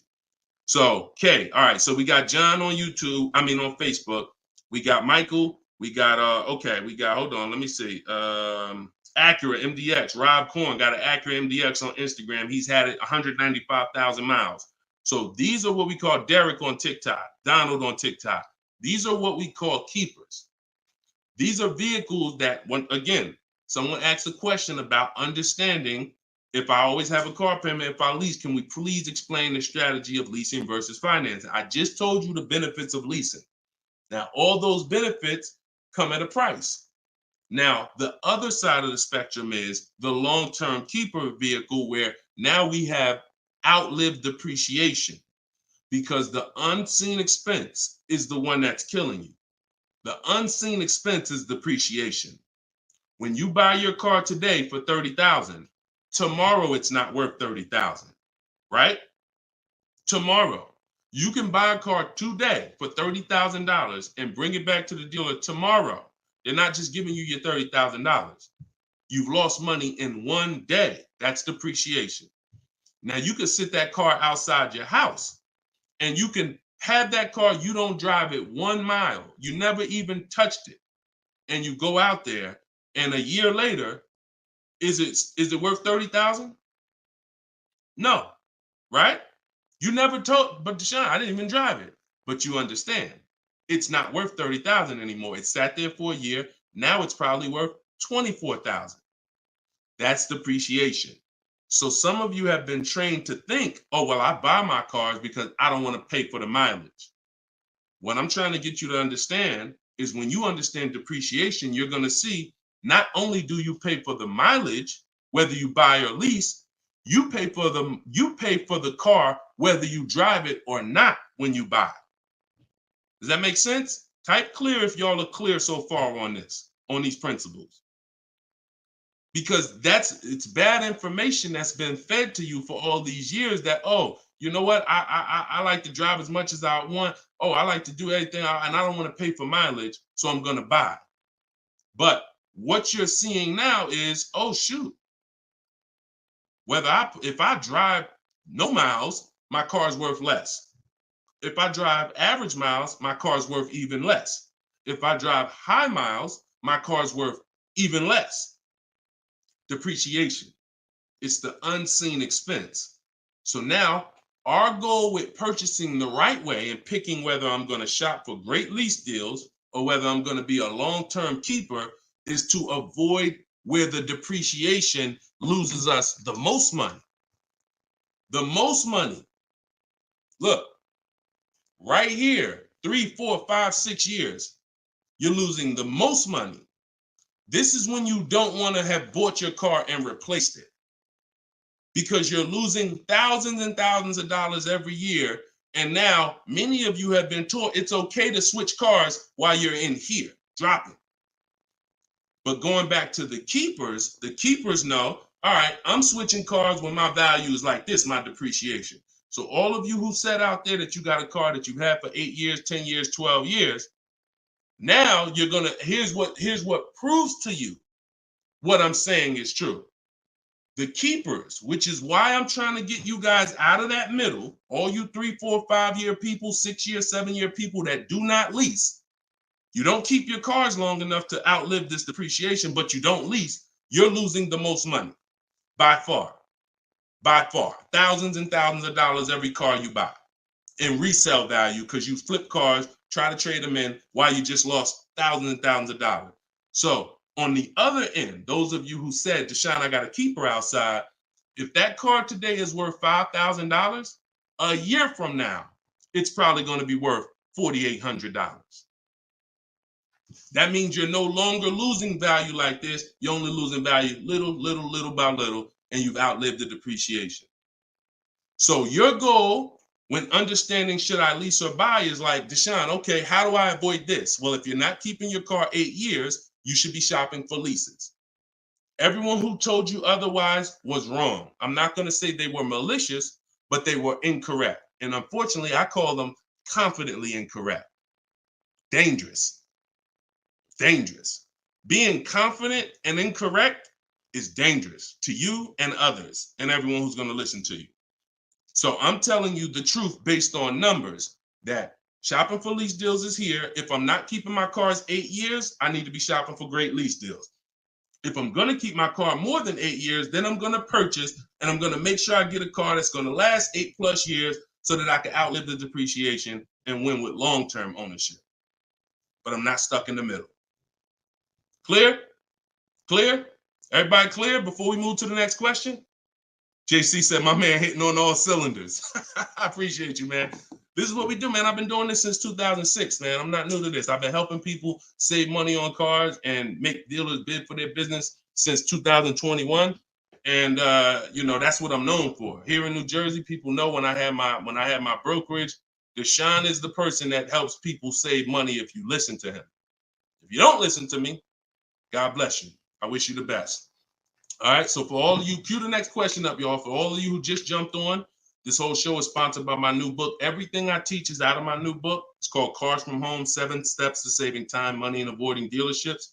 It's normally $97, but as part of our launch, you can get your copy for 75% off. It's a digital book. It'll be in your inbox in literally 3 minutes. And if you're on TikTok, you won't leave the broadcast, so you don't have to wait until the show is over to click the link in my bio, get your copy, and then you can come back and listen to the rest. Same thing on Instagram. And we got something in the comments for Facebook and YouTube. You guys can click the comment section, or if you're watching us on television, you can scan the QR code with your phone. All right, let's go, Dolan. Shoot that next one up, brother. Let's keep these questions coming, y'all. Keep typing them. And again, we're live right now, Wednesday. This is our Wednesday 12 p.m. live stream. I want to make sure I keep saying that because we broadcast these shows all day long so that some of you could tell your friends if they missed the live show, they can still see the broadcast. But right now, it's Wednesday, and this is our 12 p.m. live. So ask your questions. This ain't a rebroadcast. JC said, could you please share with us your insights on how to best eliminate dealer add-ons, addendum lists from the deal? Example, windows etching, low jack, nitro in the tires, Scotch guard. Okay, you name it, whatever. I always say this, and I have a video that has done well. It's been seen by several people, and it says we don't negotiate with dealers with fake fees. You can see, what I need you to know is 80% of dealers are overpriced. 20% are trying to beat their competition, and they don't mind competing. These are the best people in the world. These are the people you want to find and buy from. But there's 17,000 new car dealers in this country. There's 100,000 used car dealers in this country. Somebody tell Isaac on TikTok that we just answered that question. So if there's 17 million new car dealers in this country, 17,000 new car dealers in this country, and 100,000 new car dealers, used car dealers, and 80% are overcharging, then you need a strategy to find the 20%.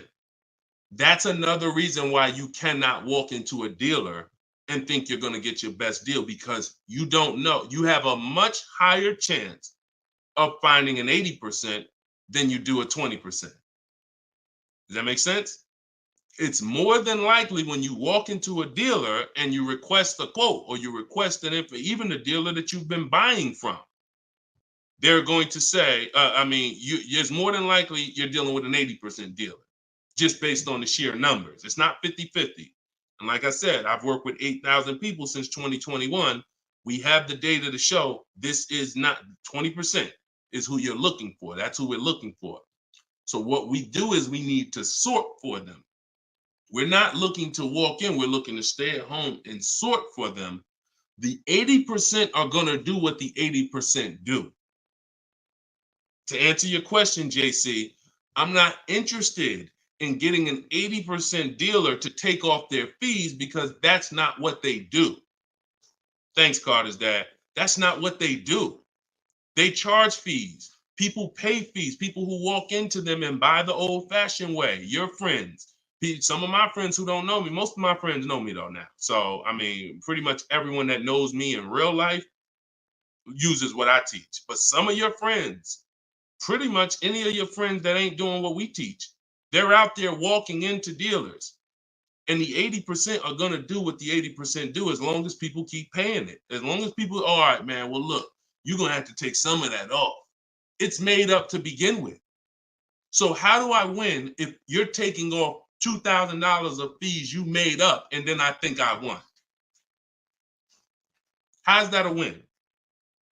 So the tactic is, the worst kind of people are going to start so high. It's called padding the deal. So when you walk into the dealership, I'm padding the deal if I'm the worst kind of person.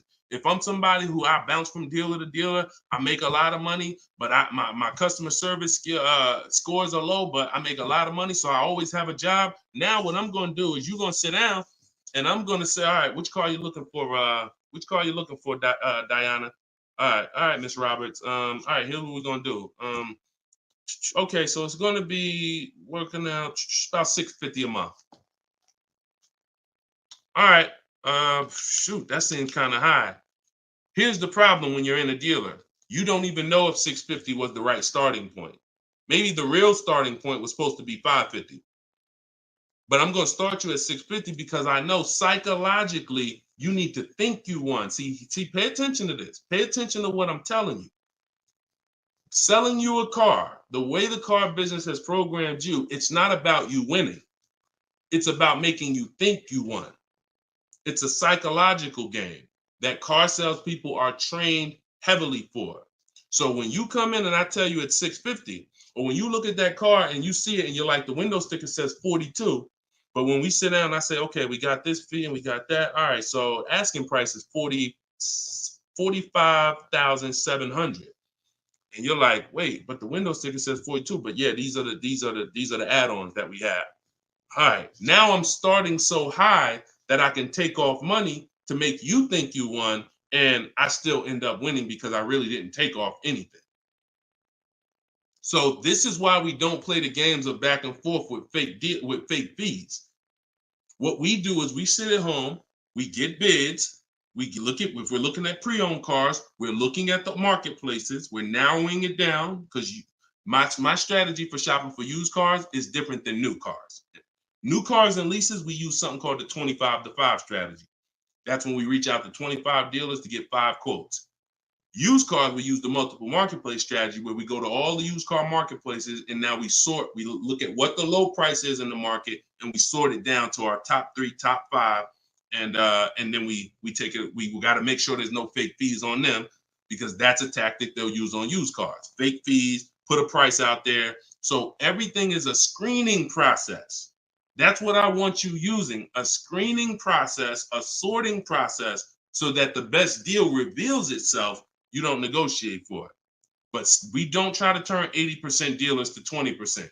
They're never going to be that. Maybe they will if we change the whole industry, and they won't be able to keep their job if they don't change. But for today, 80% dealers are going to do what 80% dealers do.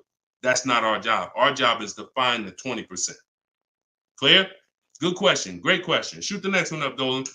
We're live, y'all. This is Wednesday. This is episode 5 of Car Shopping Questions and Answers. We don't usually do a live show Wednesday. It's usually Monday, Tuesday, Thursday, and Friday at 12 and 3 Eastern time.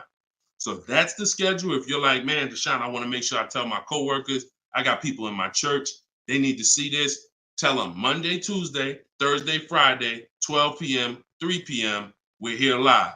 But all day long, we rebroadcast these lives so that even if they miss it, they can watch the show and watch the rebroadcast. Go ahead, Dolan, shoot the next one up. What if your car is damaged and you want to trade it? Okay, great question. And what you'll notice is a lot of people are going to ask the same question you have, because many of you are in the same situation.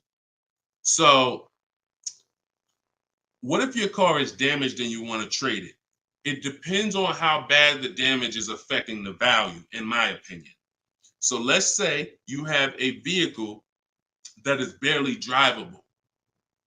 You're selling it in its worst condition, and it's making, example, let's say you got a BMW, older BMW, the transmission's slipping, or the transmission's out, it doesn't drive, or it needs an engine. Something where literally the integrity of the car is totally compromised. That car is almost worthless. That car is going to be worth $500, $1,000, depending on the year, the mileage, $1,500. Meanwhile, if you put a used transmission in, this is why I'm an advocate. I preach you should always have a great local mechanic, a great local service shop in town that you use when your car has no warranty left. You must have this if you truly want to win, because these guys are usually 30, 40% of what a dealer is going to charge, because they don't have that overhead. So what I'm doing, if I got an older BMW, no transmission, a Nissan, no transmission, I'm going to get a transmission from a salvage yard to get a used transmission, a used engine, pay $2,500, drop that in, and then sell the car like that. And I can tell you that that's what my father did. Like, my father bought a GMC Envoy 2009, maybe 4 years after he bought it in 2013. So it was 4 years old when we got it for him. Then maybe 3 years after that, the engine went. So he got a used engine. He's been driving that car since like 2017 with the used engine, and he's getting ready to sell it, and he'll probably get $4,000 or $5,000 for it on Facebook Marketplace, because he's a low mileage driver.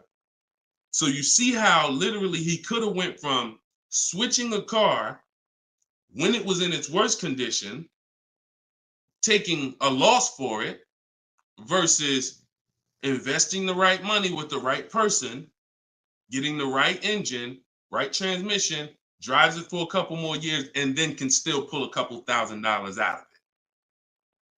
Y'all clear? Y'all see how? Y'all see how? Type dollar signs if you understand that. That's the win right there. Not taking the loss and saying, all right, let me just get out of this car, it doesn't drive, and just taking the L. Big financial loss.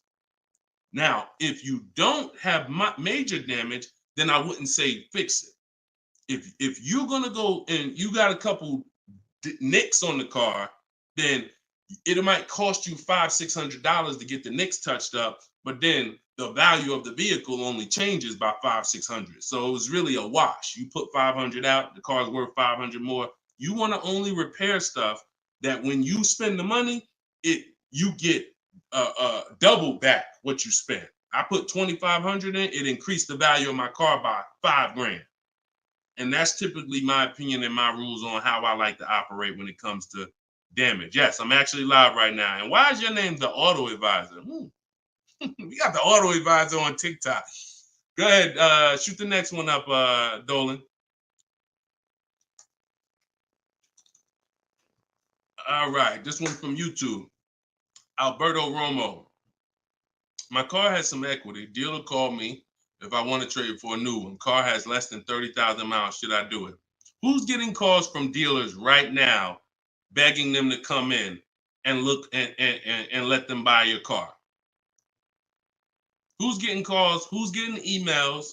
Who's getting letters right now from dealers? Fancy Girl Kiki said me. You're getting calls. You're getting calls. You're getting emails. You're getting letters. Hey, Ruben, we'd love to buy your car right now. Hey, Isaac, we could get you out of your car early. Come in right now. A lot of you, right? I see a lot of you. The reason that's happening, look, he's saying lock on Instagram, me. So the reason this is happening, y'all, is because they're depending on you letting the dealer be your first offer for your car. Now, see, dealers know they're getting outbid right now. They're not able to buy as many cars as they used to because people are getting used to, I mean, it's almost a curse word in my book. We don't use this word. We don't use the word trade. And some of you who have seen me in the past, you know we don't use the word trade. There's only one scenario where we need to trade, and that's if we have too much negative equity. The reason why we don't trade is because trading is not a bidding system. There's 3 transactions that you've been trained to give to a car dealer. One is buying a car from them. That's its own transaction. I bought a car from you. The second is getting the loan from them. That's another transaction. I got a loan from you, because there's other companies out there that only give loans. They don't even care if you buy a car. They don't sell cars. They give loans. That's a clue that there's money in the loan business.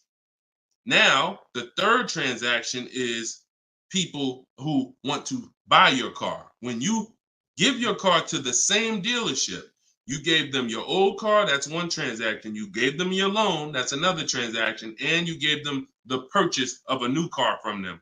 That's 3 transactions. And most times you didn't get bids on any of them.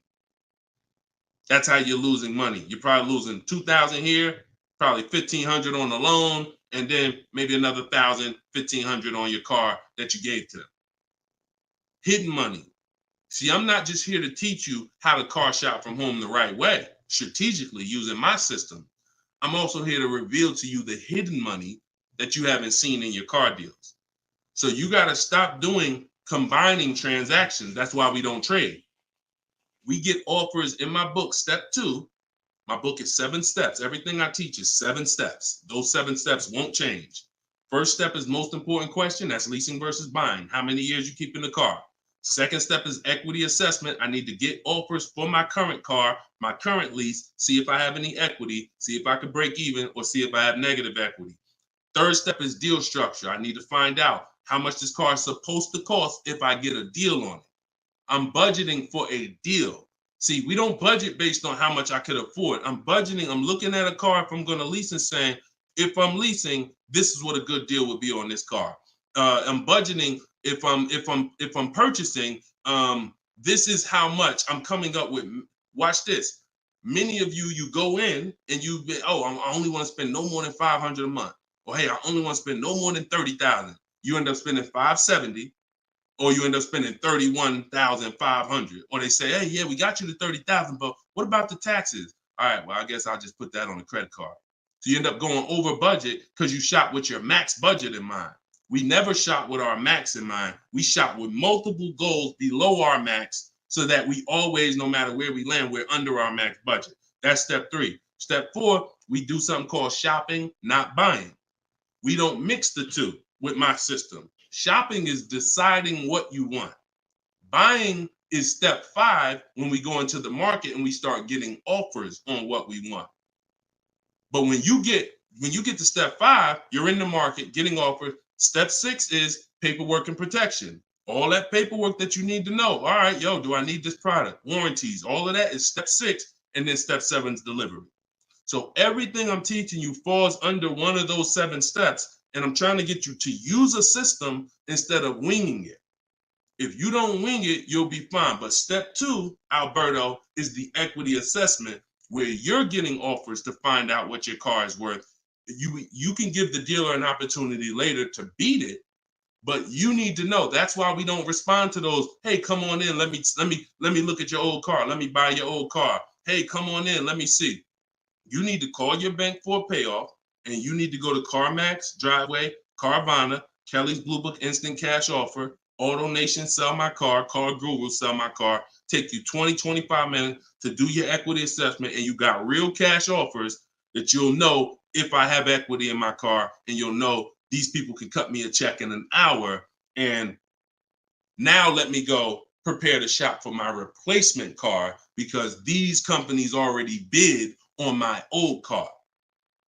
Type clear if y'all are clear on that. That's the equity assessment. That's my 7-step system. That's why my book is called Cars from Home, 7 Steps to Saving Time, Money, and Avoiding Dealerships. All right. All of you could get a copy. You could get your copy for 75% off. It's normally $97, but as part of our launch, you can get it in my TikTok bio for 30 minutes for 75% off. Once the timer goes back up, once the timer expires, it's back up to $97. So get your copy before the timer runs out. Same thing with Instagram. Go to my Instagram bio. You'll have it 3 minutes and you come back to the show. And if you're on Facebook or YouTube, we got links in the comment section for you. All right. Great question, though. Look, go ahead. Shoot the next one up, Dolan. It said, this man, bro, spitting gold fire for real. I hope this isn't going over anyone's head. Me too, bro. Listen, me too. Keep that question up. Fancy girl Kiki from TikTok. But me too, bro. Like, I'm sitting here, man, and I pray every day that the Lord help me to look. I want you to even see. I gotta unlearn.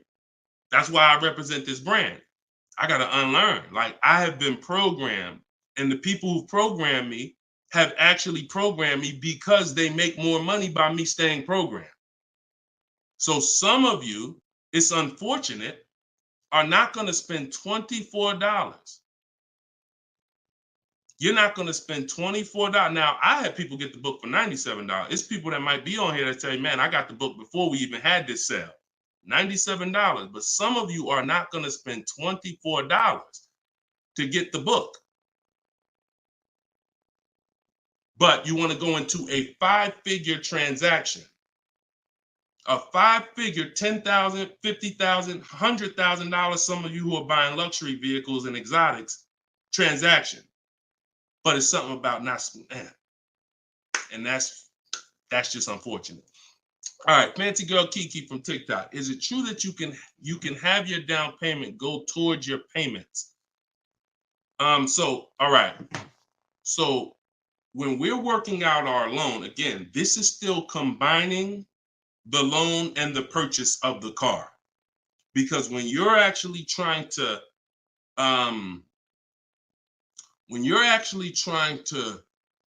figure out and hope your down payment goes towards the payments and actually goes towards the car versus you basically just giving it to the dealership or maybe losing it to, not going to the car, you're mixing.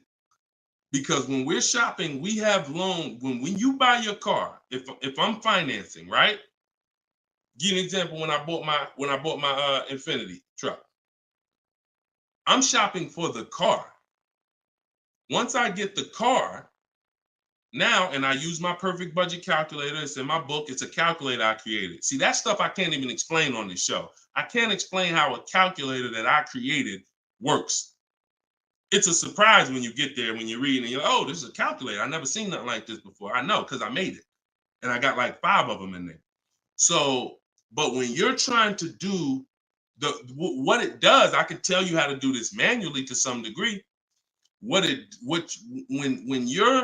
you got to know what you can spend.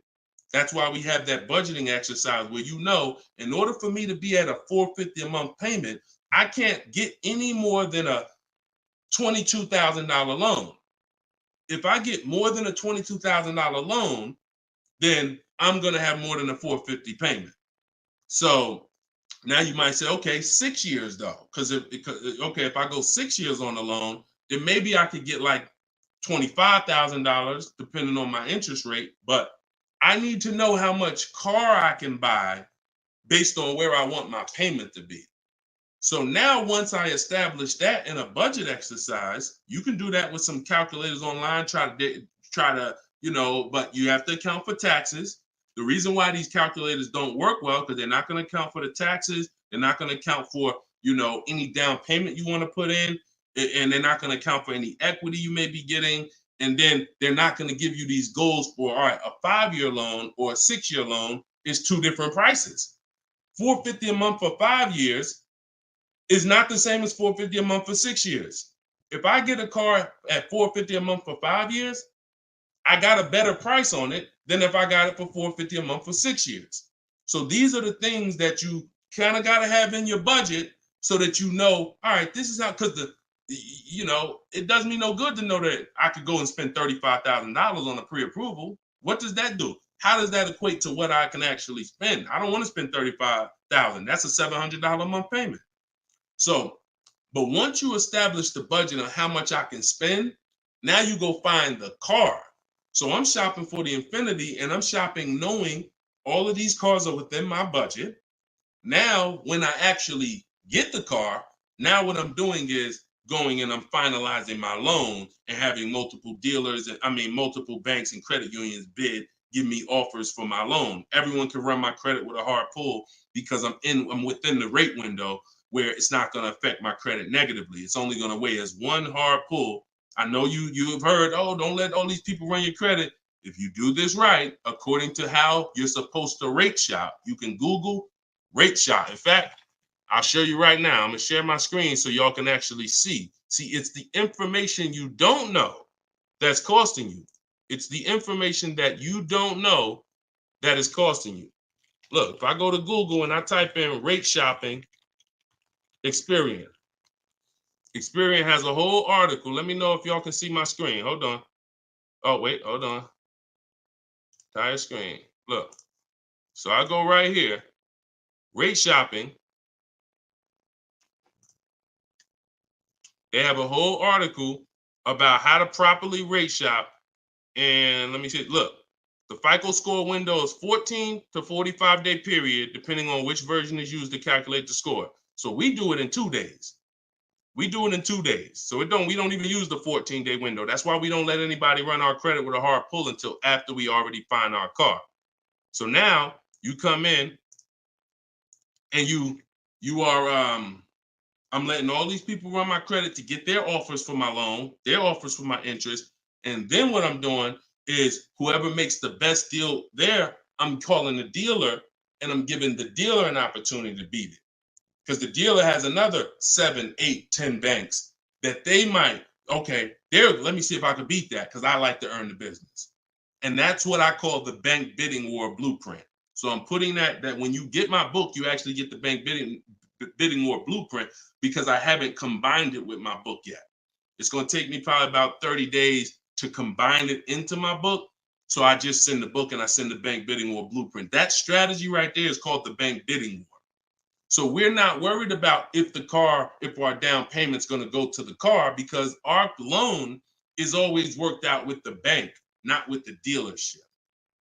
Okay? Separate these things. When you start separating these things like I want you to, you're going to see I can't get into the same trouble I used to get into.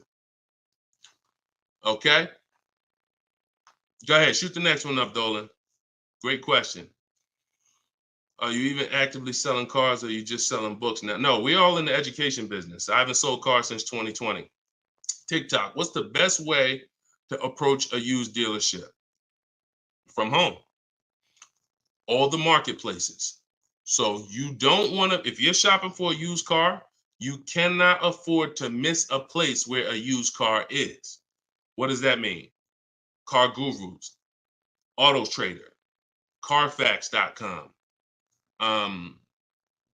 CarMax.com, Carvana, Driveway, eBay Motors. There's 8 marketplaces that we use. Vroom used to be on there, but Vroom's out of business now.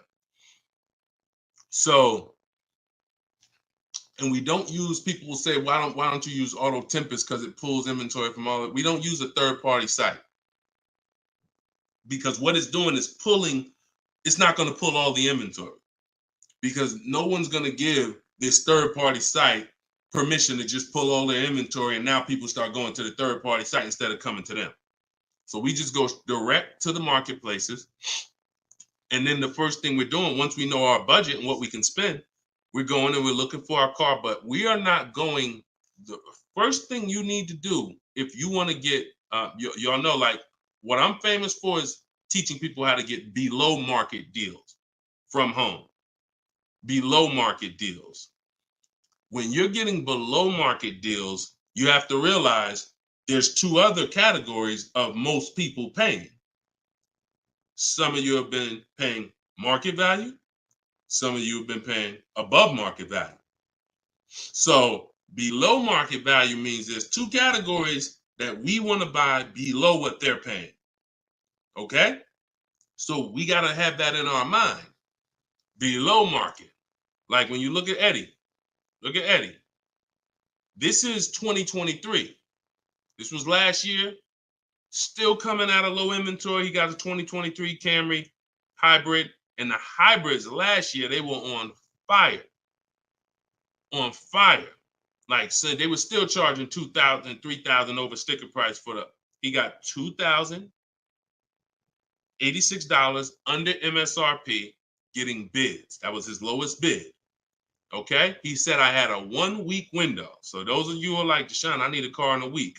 When you get bids, it ain't nothing. He said, I actually completed the process in 4 days. So below market deals where people are paying sticker price and they think they won. You know what? Hey, you know what? The best deal is, at least I didn't get a markup, sticker price. Now, let's get back to approaching the used cars. When we open up when we get in used cars. Oh, wait a minute, yo, banana dad, you funny, man. So when we get in used cars, so our goal before we could get a below market used deal, we have to know what the market prices are. So when we open up those marketplaces, the first thing I want you to do is look and sort from lowest to highest prices on all of them. Lowest to highest prices. Well, the first thing we actually do is start an account. You want an account because we want to get alerts of all new inventory. So we start an account on all the marketplaces that we can start an account on. Now we're going to look and sort from lowest to highest, and we're going to look and see what the low side of the market is. Low side of the market, low side of the market. Now I might say, okay, the low side of the market is about 22, 23. If you're doing it right, you're always going to have prices that are $3,000, $4,000, $5,000, $6,000 more. If you don't see that type of spread, you're not doing it right. So now we know this is the low side of the market. Now here's what comes with the low side of the market. Bad Carfaxes, frame damage, salvage titles, sketchy history, Damaged cars, that's good. That's what comes with it. What we're looking to do is see where those cars are priced at, and we're looking to be right above them. And from there, we have a particular system of how we're going to sort based on title history, service records, extremely important. We will not buy a used car without great service records. Then we go to accident history. There's a couple different types of accidents: serious accidents, airbag deployed, vehicle towed. All of this is serious accident. I appreciate you, JCAA. Shout out to the sharers on TikTok. Now we go to, then we need to verify there's no bogus fees, because that's a narrowing down. Now that'll narrow us down to like a top 3, top 5, top 7. But some of those vehicles are going to have bogus fees, guaranteed, guaranteed. And this is not always happening day one. That's why I don't want you waiting until you need a car to go shop. I want you in the market early, a month, 2 months, 3 months before you need a car, so that you can watch the market. And when you can watch the market, you have much more leverage. You have much more flexibility. You can say no. You can see where the price trends are, and you can get alerts. Many times, it's the alerts of the new cars that's going to be the car you take down. Because when you once you know the low side of the market, now you're getting alerts. Every new car that hits the market, boom, soon as it hits, I can look and see, oh, that's priced on the low side. Now I look, oh, shoot, frame damage. Oh, shoot, salvage title. Oh, shoot, whatever. And eventually one pops up and you're like, oh, good Carfax. Oh, good title history. Boom. And now we're preparing to get ready to take that car off the market. We can't test drive used cars until we're ready to buy them, though. That's the only reason we can't do 100% of our used car deals from home, ever. New car deals, we've had people throughout, use my book, in my course, 100%. Dealer delivers the car. That can happen. New cars and leases, 100%. Used cars, we can't. You must go to the dealer. You must see the car. You must drive it. And then that's when you're taking that deal across the finish line right then and there. Okay? That's a overview of what I call my multiple marketplace strategy. If you do that, you win. I mean, there's no guarantees in life. So I'm not here to guarantee, but I am here to say, you haven't had strategy. When you're using strategy and boundaries, you haven't had boundaries or strategy. You add boundaries and strategies to your car buying, 99 times out of 100, you're going to win more than you used to win. All right? Go ahead, Dolan. Shoot the next one up. Does your book teach how to sell and grow? I don't really know what that means. Sell and grow. This one's from TikTok. Do I get a discount for paying cash for a car? No. I know a lot of people told. Who was taught you get a deal for paying cash? Type a $sign if you were taught you get a better deal for paying cash. I got the book, the cheat sheets, awesome. Service connected. Don't use the cheat sheet. If you got the book, scrap the cheat sheets. The book is the nuts and bolts. The cheat sheets is an overview. I see you though. Use it. Win. So, all right. So you got Gina VL. You got I don't want to butcher your name, so I'm not even going to try. I see you on TikTok, though. I see Cozy Boy Nesto on Instagram. Okay, Monty. So my question was, who was taught you get a better deal by paying cash? All right. Now, I said type a $sign if you've ever heard this. Now, I don't want you operating with bad information. Let me tell you where this came from. And remember what I said earlier in the show. Earlier in the show, I told you, the car business is not about you winning. If you win, great, but it's about making you think you won. And I can only make you think you won based on what you tell me you need in order to feel like you win. So if you come in and say, listen, man, I'm paying cash, man, y'all got to do something better for me. I'm not going to sit here and tell you, well, you don't get a better deal for paying cash. Now, I would tell you, listen, I'm going to be honest with you. You can get this price whether you pay cash or not. So, like, there is no, but somebody who's like not going to be willing to go and tell you that, they're going to make it look like, all right, I got to make you think that the deal I'm giving you is because you pay cash. This originated from when dealers used to finance cars. There are still people And you may be one of them who think the dealer owns your car after you get it. That's why there are people who say if they can't afford a car, they say, man, I'm gonna get a dealer back their car. It's not their car anymore. Unless you're dealing with like a buy here, pay here place where they're actually extending the loan to you, it's not the dealer's car anymore. But back in the past, dealers used to extend loans. They would hold the financing. So if you offered them all the money up front, it was an incentive for them because they knew it guaranteed they get the money now. And it also saved them interest. It saved them, if they were holding the note, then they're still technically paying for that car. And they're like, okay, I could save you another $1,000, $1,500 because you're going to give me all the cash up front. It's not like that anymore. It's not. It literally from the time you leave, the dealership is funded in full in hours. Like by the time you drive off, wire transfer, the dealer is funded for the car. The funds come from Bank of America, Chase, TD, M&T Bank, whoever it comes from, wired to the dealer. From that point, it's between you and who? Who's on the title? Who's the ones calling you if you don't make the payment?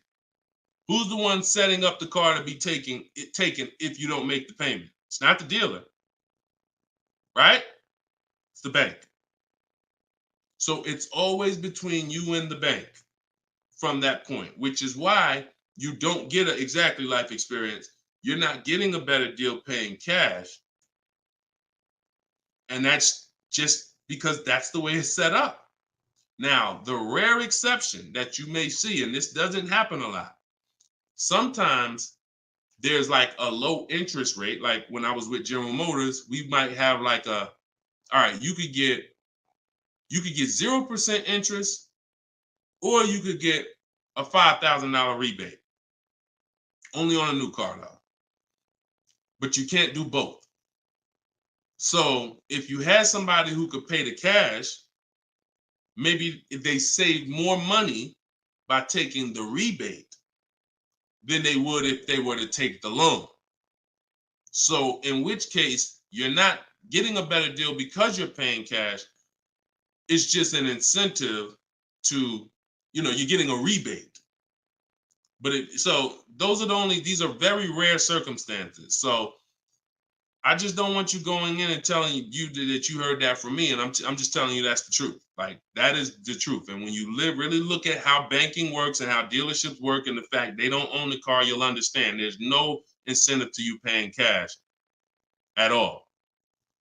And if you're not investing your cash, see, I want you to also think about what you're doing with your money. Because if you want to pay cash, God bless you. Pay cash. Interest rates are high. Put as much down as you can. Pay cash. Get the loan out of there as fast as possible. You're paying 6, 7, 8, 10%, 12%. Get the loan out of there. Pay it off or make a large down, only finance a small portion of the car. But if the rates are low, which at some point we do believe rates will be low again, or I always tell people in the bank bidding war, you got to check, see if there's any special interest rates. There might be 0%, might be 1%, 2%. So if those instances exist, there are people who your money's invested. You're getting 8% on your money. You're getting 6%. You're getting 10%. You're in real estate. You're getting 15%. It makes no financial sense to take that money that's earning money for you out and put it into a car that is going to lose money for you. That $20,000, $50,000 you put in the car is going to be worth half of that in 3 and 4, 5 years. 5 years, it'll be worth half. So these are the things I talk about. I don't believe in one size fits all car advice, y'all. That's why I'm always saying it depends on this situation. If you're this type of person, if you're keeping your cars 8 years, you should be buying. If you're not keeping your cars 8 years, you should be selling. You should be leasing. A lot of people think, okay, Deshone, you talk about leasing a lot. I talk about leasing for people who are not keeping cars 8 years because they've been taught that they should still be buying.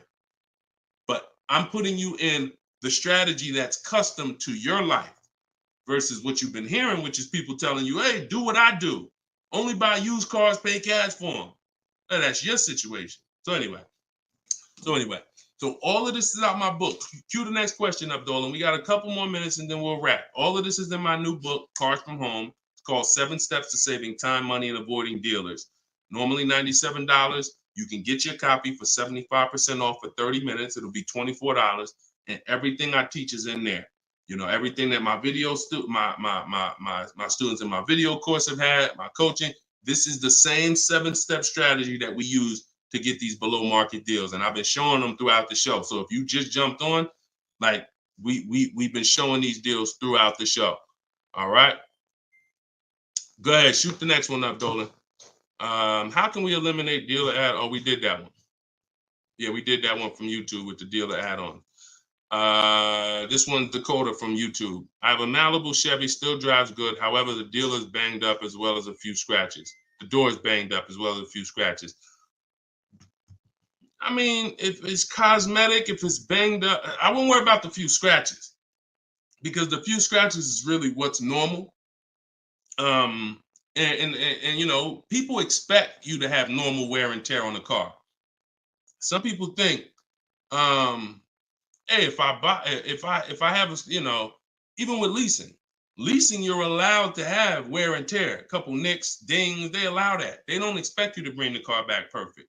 Same way with this. But if it's a big dent that would be an eyesore and you can get a company like Dent Wizard or something like that to come pop the dent out, then I would do that. That might be $200, but it might make a buyer pay, you know, $1,000 more for the car. Because if I come and I see the doors banged up, I probably want $1,000 off depending on what you asking. But if I come and see you done smoothed it out, now you could ask, and I'm less like, you know. So that stuff that you can put a little money in that gives you a bigger return when you go to sell a car. Okay, in my opinion. Okay, show and tell. I have the book. Is Maps Academy different? Yeah. Maps Academy is my video program. The book is the 7 steps. I have a video library that's 7 steps in video, and then Maps Academy is, you know, my video program, and I coach people. So we do these Zoom calls, so we make sure we answer questions. So I always say, get in where you fit in. You know, get in where you fit in. I don't care how you get the information. Get the information. You want to get it from my free videos on social media. You want to cycle through those. I got hundreds of them. Piece things together. Get in where you fit in. You want to be on the live show. Try to piece it together. You want to get the book. You want to be in the video library. You want to coach with me. Whatever. That's what I'm saying. It's no excuse. It's no excuse for any of you not to be getting below market deals when the information exists. And it's thousands of people that testify about me. I'm not new here. We got over 2 million followers. If I wasn't helping people, it would have been out by now. Somebody would have wrote by now, oh, this guy don't do what he said. I got thousands of people around this country, testimonials, hundreds that we done just grabbed, boom, boom, emailing us, yo, look at my deal, look at my deal. So it's just, you are just now discovering what we do. But understand, we've been doing this. All right. All right. All right. Go ahead. TikTok. What would be the sweet spot year in buying a used large SUV, Suburban or Expedition? Much as you could afford. You see, so when you look at quality, this is why I like to have multiple goals. Because what I like to do is I like to have a goal, right? 5-year loan, no down payment. That's one price. 6-year loan, no down payment. That's another price. 5-year loan with the money, you know, I might say, okay, if I have to, I can put $5,000 down. You know what I'm saying? Some of you, that's realistic. That's how you look at it. Man, if I have to, I got $3,000 I can put down. If I don't have to, I don't want to. That's why when you use my perfect budget calculator, which is in my book, step 3, when we're budgeting, we're deal focused budgeting. Here's what you want to know. If I want to be at $450 a month, how much is $450 on a 5-year loan, no money down? All right, that's one purchase price. Now, second tier, $450 a month, no money down, 6-year loan. I told you, I pay more if I had $450 for 6 years than I $450 for 5 years. So that's the next step up. Then I say, okay, 5-year loan using my down payment money. And then my max budget would be 6-year loan using my down payment money. But understand, I'm still under my max budget. I don't care if I have to go, and then we have another step where some of you have an old car. You have an older car, you're going to be selling it. You got 3,000 equity, you got 5,000 equity. That's also in there. So then it'll be no down payment, no equity. No down payment, no equity, 6 years. Down payment, no equity. Down payment and equity. See, all of this is below my max budget. Once I do a 6-year loan, my down payment and my equity, I'm not mad because I'm still under my max. Now, if I go above that now, if I wanted to do 5 and now I'm doing 6, or if I want to do $450 a month and I'm doing $480, now I've gone above my max budget. So my system for purchasing, we use this for new cars, used cars. Anybody who's getting a loan, this is what we do. This is in my book. My calculator generates those 6 goals for you. So when we say sweet spot, my first target is that first goal. That's my first target. When I went shopping for my Infiniti, I was looking for a car under that first price. Couldn't find it. Jumped up to the next tier. Couldn't find it. Jumped up to the next tier. And it was my 4th goal is where I found this one at. But I still had like $4,000 or $5,000 more that would have kept me below my max budget. So that's how you want to do it. Shorter loans, no down payment. Longer loan that I'll take is 6 years. I never recommend anything longer than 6 years. And then we start adding those resources that we have to it. And then once we tap out at the top, that's our max budget. 6-year loan, the most down payment money. And then if I have any equity for my car, I'm putting that all into the deal. And then as long as I find a car in any of those, and that's usually like a $10,000 to $15,000 spread, depending on, how much resources you got. That's a couple $1,000s right there. So that gives you the room to bump yourself up without letting a car dealer bump you up over your budget. All right? That's why it's called the perfect budget calculator. And I invented it. All right? Praise the Lord. Listen, I appreciate y'all. We've been on for about 1 hour and 15 minutes. We do these shows live Monday, Tuesday, Thursday, and Friday. Wasn't going to do one today, but you know what? I said, it's Wednesday. Let's jump on. Let's do a live. Let's get some questions. Let's get as many as we can. But this is what we do, y'all. You could tell your friends 12 o'clock and 3 o'clock, Monday, Tuesday, Thursday, Friday. You can meet me live on any of my platforms, Facebook, TikTok, Instagram, or YouTube. And we'll be doing this live Q&A to make sure you guys get what you need to save money and get below market car deals. That is the goal. So for those of you who like Deshone, I appreciate the show, but I want everything in one spot, man. I don't want to even have to come back to this show anymore.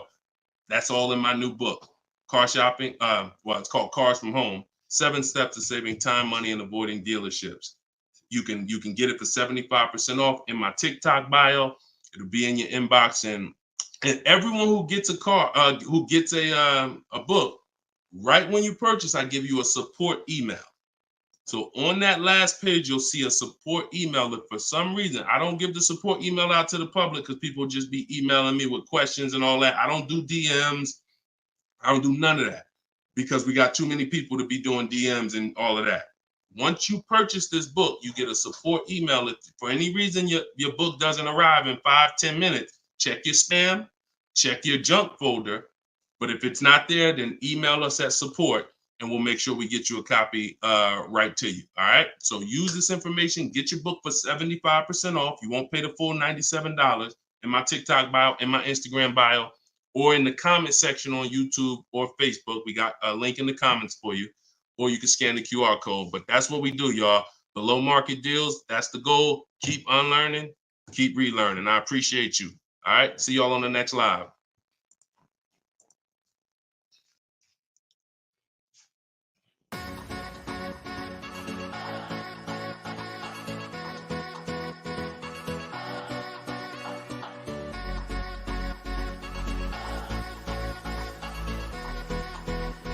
The worst possible thing you could say when you walk into a car dealership. I spent 5 years with Mercedes-Benz, 5 with General Motors, and the worst thing a person could say when they walk in is if you could just get me to this payment, we got a deal. So your loan's probably still like 19, which means you got to pay to get out. You're upside down. It's called negative equity.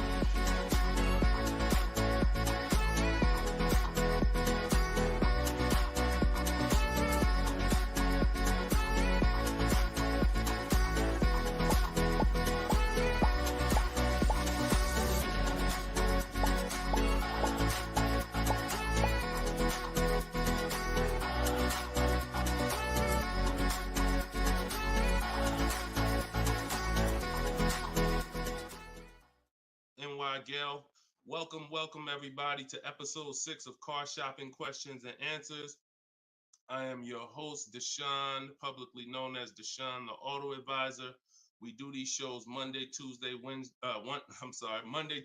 Thursday, and Friday live at 12 p.m. Eastern Time and 3 p.m. Eastern Time. So I know some of you may see our live rebroadcast. That's for you to tell your friends about. That's when you can't make the show, you catch the rebroadcast. But those are the times that we're live.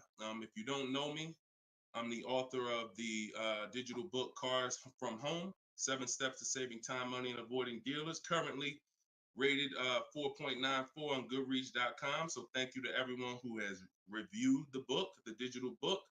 All of you can get the copy for 75% off during the show for the next 30 minutes. You'll see when you click the link in my TikTok bio, there is a link, there's a button for you to get 75% off.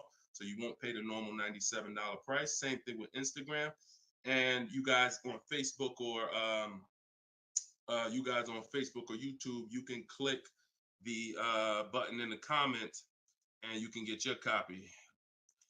So come on in, start typing your questions. We do this, we do rapid fire Q&A. I see a lot of people coming on the TikTok, and we got Dolan pulling questions. So no matter where you're watching us from, type your questions and we're going to pull them into the live show and we'll get them answered right now. All right.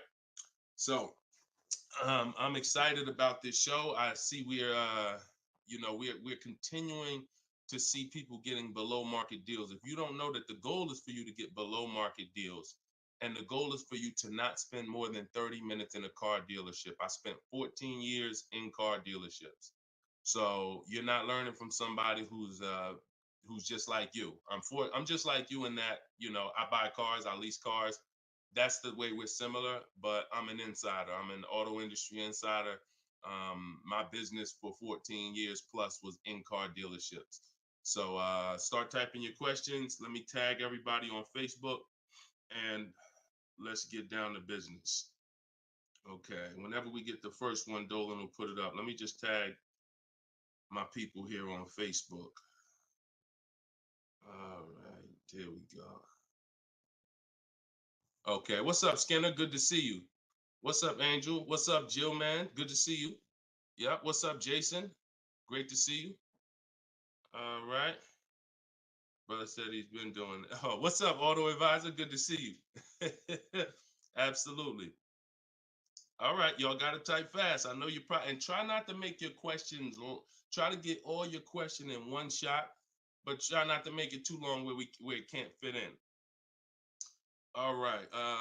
This one's from TikTok. Isaac from TikTok said, best current APR rate for tier A1 credit. So the best APR is always going to come through getting bids. Now I know this is new. This is new to most of you, but getting bids is how you're going to get your best and guarantee your best car deal, your best loan. So I'm going to lay out this process we call the bank bidding war. And if you follow this step, you'll be able to have 10, 15, 20 banks and credit unions bidding for your loan. And then you'll be able to pick the best one. And the way you do this is extremely important, because if you do this right, then it's only going to have the same effect on your credit score as one hard inquiry. So think about what we're saying. We're going to allow multiple people to access our credit with hard inquiries, but at the end of this period, after we get our car, the weight on our score, the effect on our credit score is going to be one hard inquiry. So the first thing, there's 3 rounds in the bank bidding war. The first round is to always check and see if there's any special interest rates or special promotional rates that are being advertised for the car you're looking for. So let's just say you're shopping for a, Kia Telluride. You're gonna now check and see, is there any special interest rates? 0%, 0.99%, 1.99%. All of these rates are like a finance rebate. That means there's no bank or credit union that's gonna beat them. So this is the first round. So if we do get a special interest rate there's no reason for us to even shop for interest rates other than that. Because again, no bank, no credit union is beating 1.99, even 2.99. Now, here's what you have to check when we do that. How long is that loan?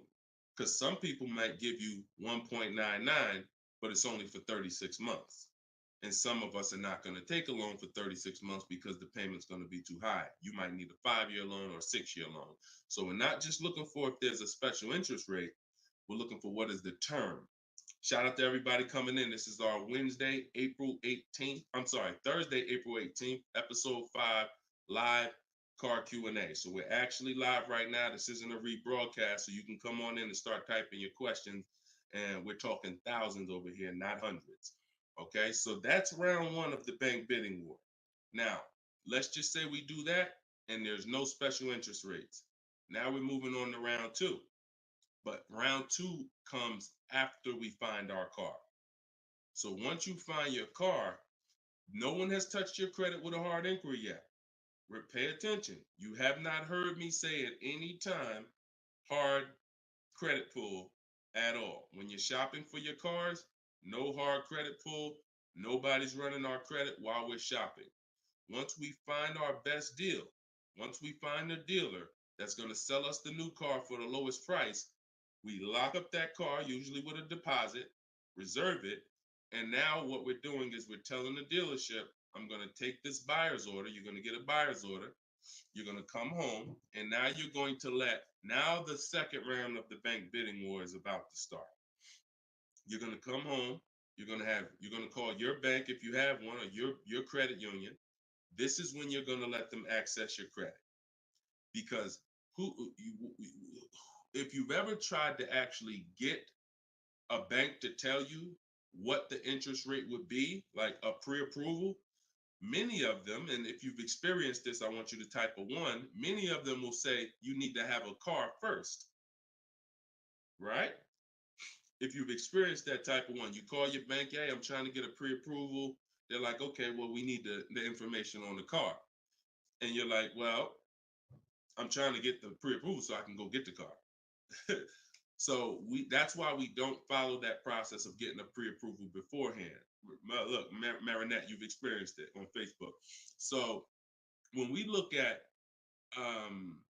having the buyer's order for the car that we reserved, you have everything you need now. You have everything the bank could want. And you're now going to call your bank, or if hopefully your bank and credit union has a website, you could do this all online, and you're going to get as many approvals, offers as you possibly can. In my book, I list a couple: your bank, your credit union, online banks, Lightstream, community credit union, everybody who can lend in your state, you want them bidding.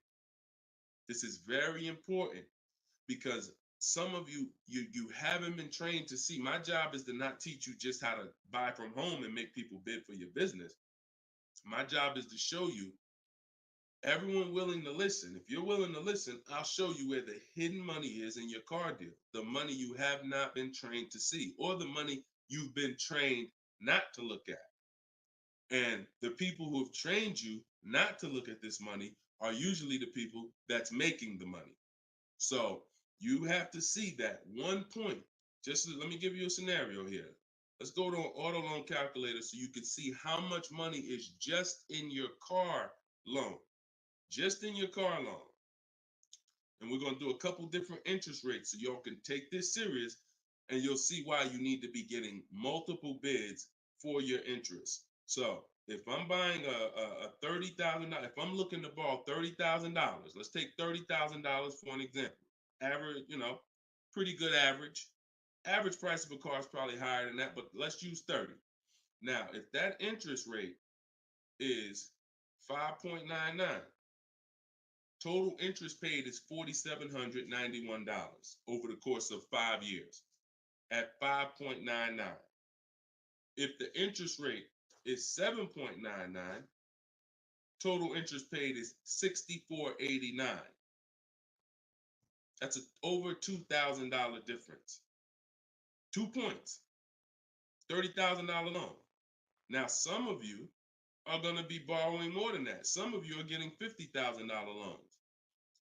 Interest at that same 7.9 on a $50,000 loan is $10,815 over 5 years. Now, if you can get 2 points less, 5.99, interest is $7,984. This is $3,000 difference. So, do you see how if you're not getting the best loan offer just as serious as you're taking trying to get the best price, you get a good price and then you'll give it back to the bank who's giving you the loan. So this is why we get big. So we're now going to let all these people run your credit. This is when you do your hard inquiry. You don't do it before this.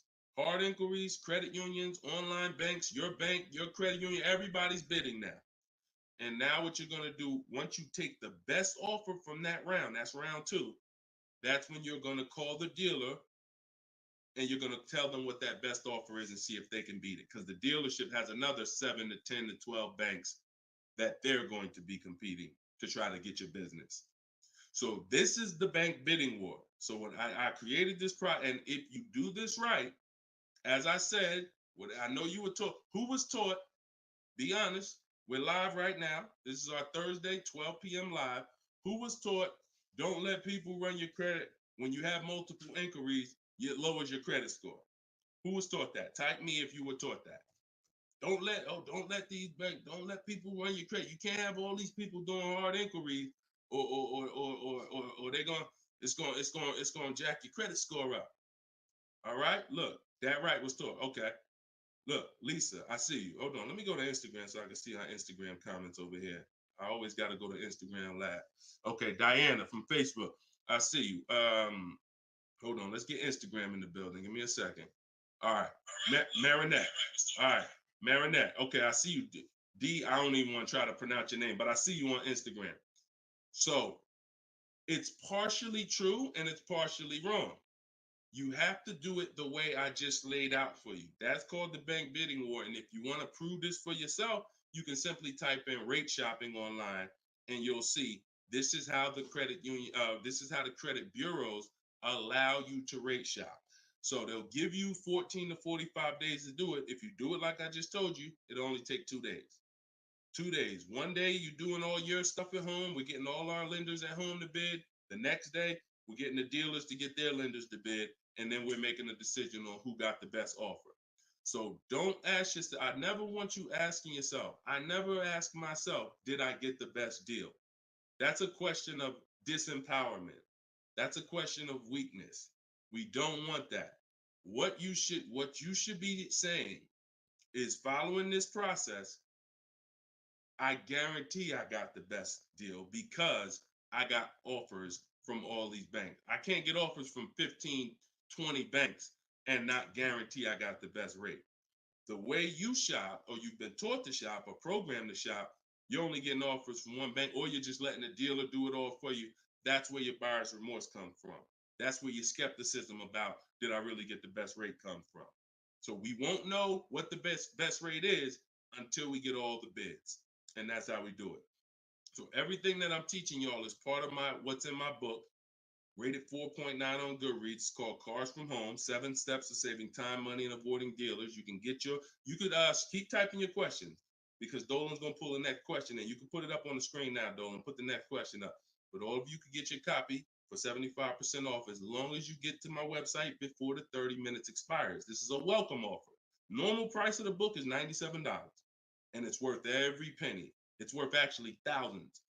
But special welcome offer, you get it for 75% off in my TikTok bio, in my Instagram bio, or in the comment section on YouTube or Facebook.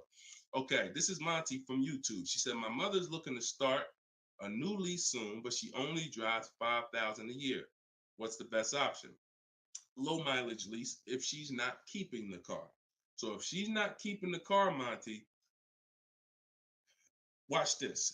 I run this scenario a lot, and I want y'all to, because some of you, you were taught never to lease. If you stick around this channel long enough, you'll see probably within minutes that that's some of the worst advice that you've ever listened to. If you don't keep your cars 8 years, so we'll talk about that. And we show examples. It's not even up for debate. People who try to debate it, they're emotional and they're tied to old advice.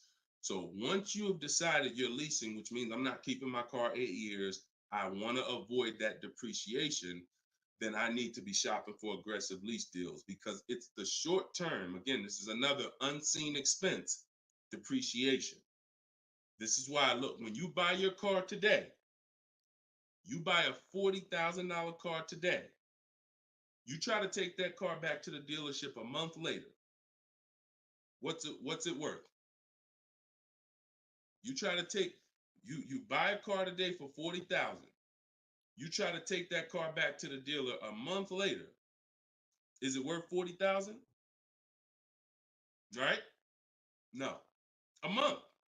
You might have even not you might have not even driven it. But that's the way depreciation works. You don't have to drive the car. In fact, here's another scenario. You could park the car outside your house for a year. You buy it for $40,000, park it right outside your house, don't even touch it. Just start it every now and then to keep the engine running. You come back a year later, that car is not worth $40,000. It's worth probably $32,000. Dang, how did I lose that much value and I didn't even drive it 1 mile? Depreciation. That's called the unseen expense. So whenever you hear me talk about the unseen expense, it's depreciation. So your job is to find the strategies, which is what I teach, to make sure you avoid the depreciation hit. So if you buy a car, Monty, even if she doesn't drive it, even if she only drives it 5,000 per year, 5,000 miles a year, like you're saying, she's losing value. And what she's doing when she replaces the car is she's hoping she could get some of that value back that she lost. It really never happens.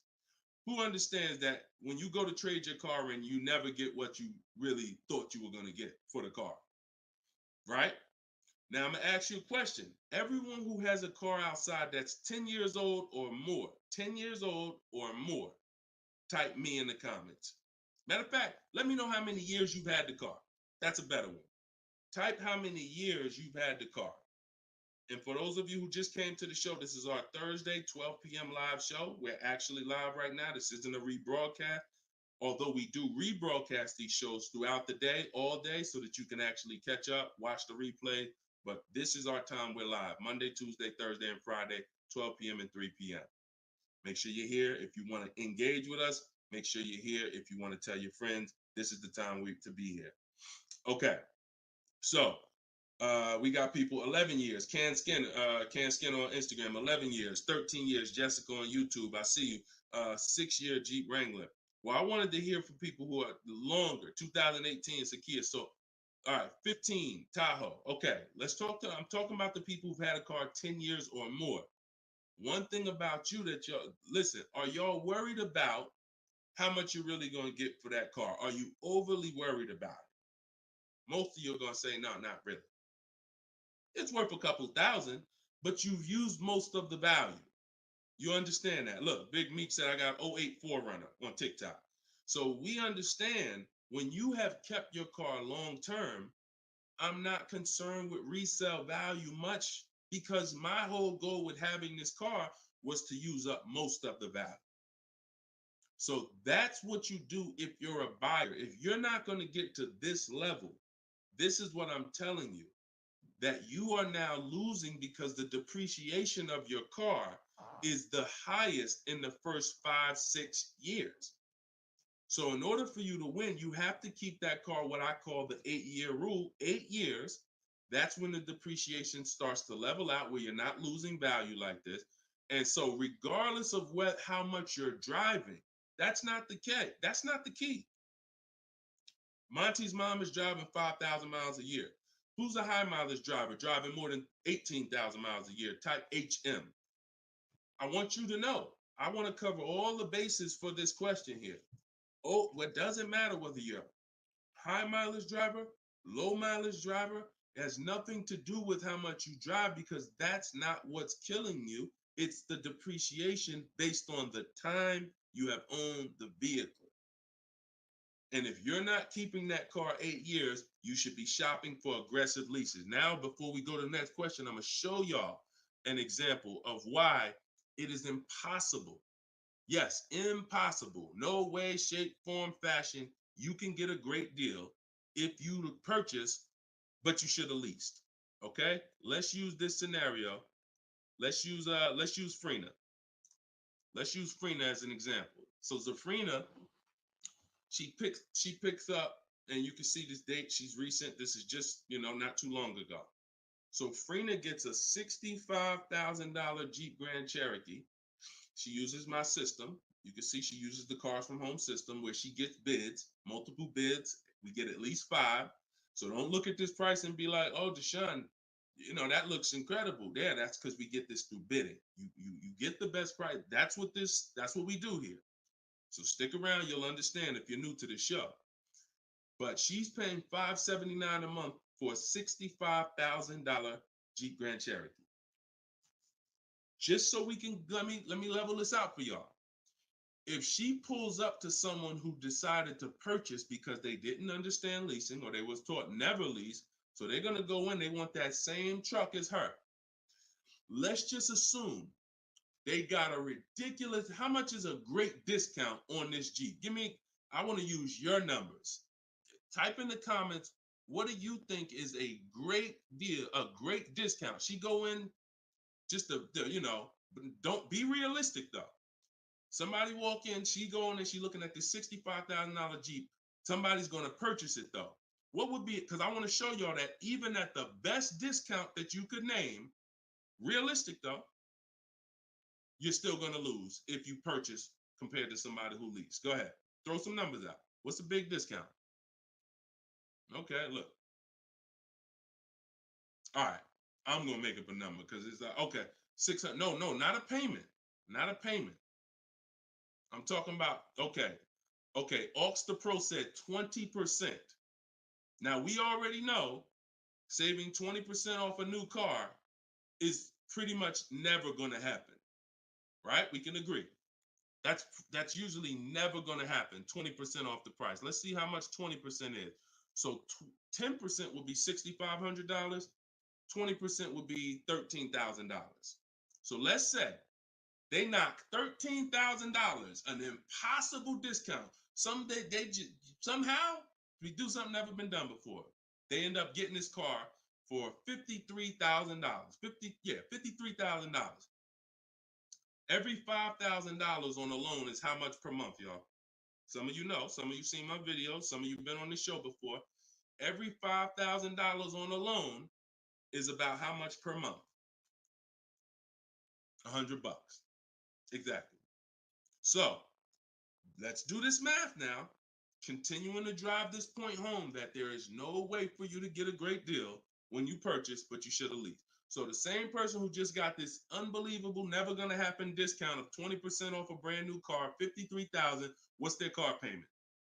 $53,000, car payment's about $1,050 a month. $1,050 a month for 5 years. Let's just say they take another year on the loan. They say instead of a 5-year loan, let's take a 6-year loan. $900 a month for 6 years. Freena's paying $579.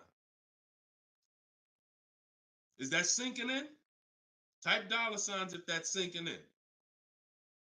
that, whoa, you telling me, Deshone, the same price that this person just got, and she got a ridiculous lease on it, she's paying $579 a month, even if a person got an never gonna happen discount. I literally just took what my man here on Instagram threw out, and he knew he was throwing out something crazy by saying 20%. Even with the 20%, payments $500 a month more than Freener got leasing it. Now let's do one more scenario here. One more. See, all of this is what I'm teaching. This is in my book. This is why the book is 4.9.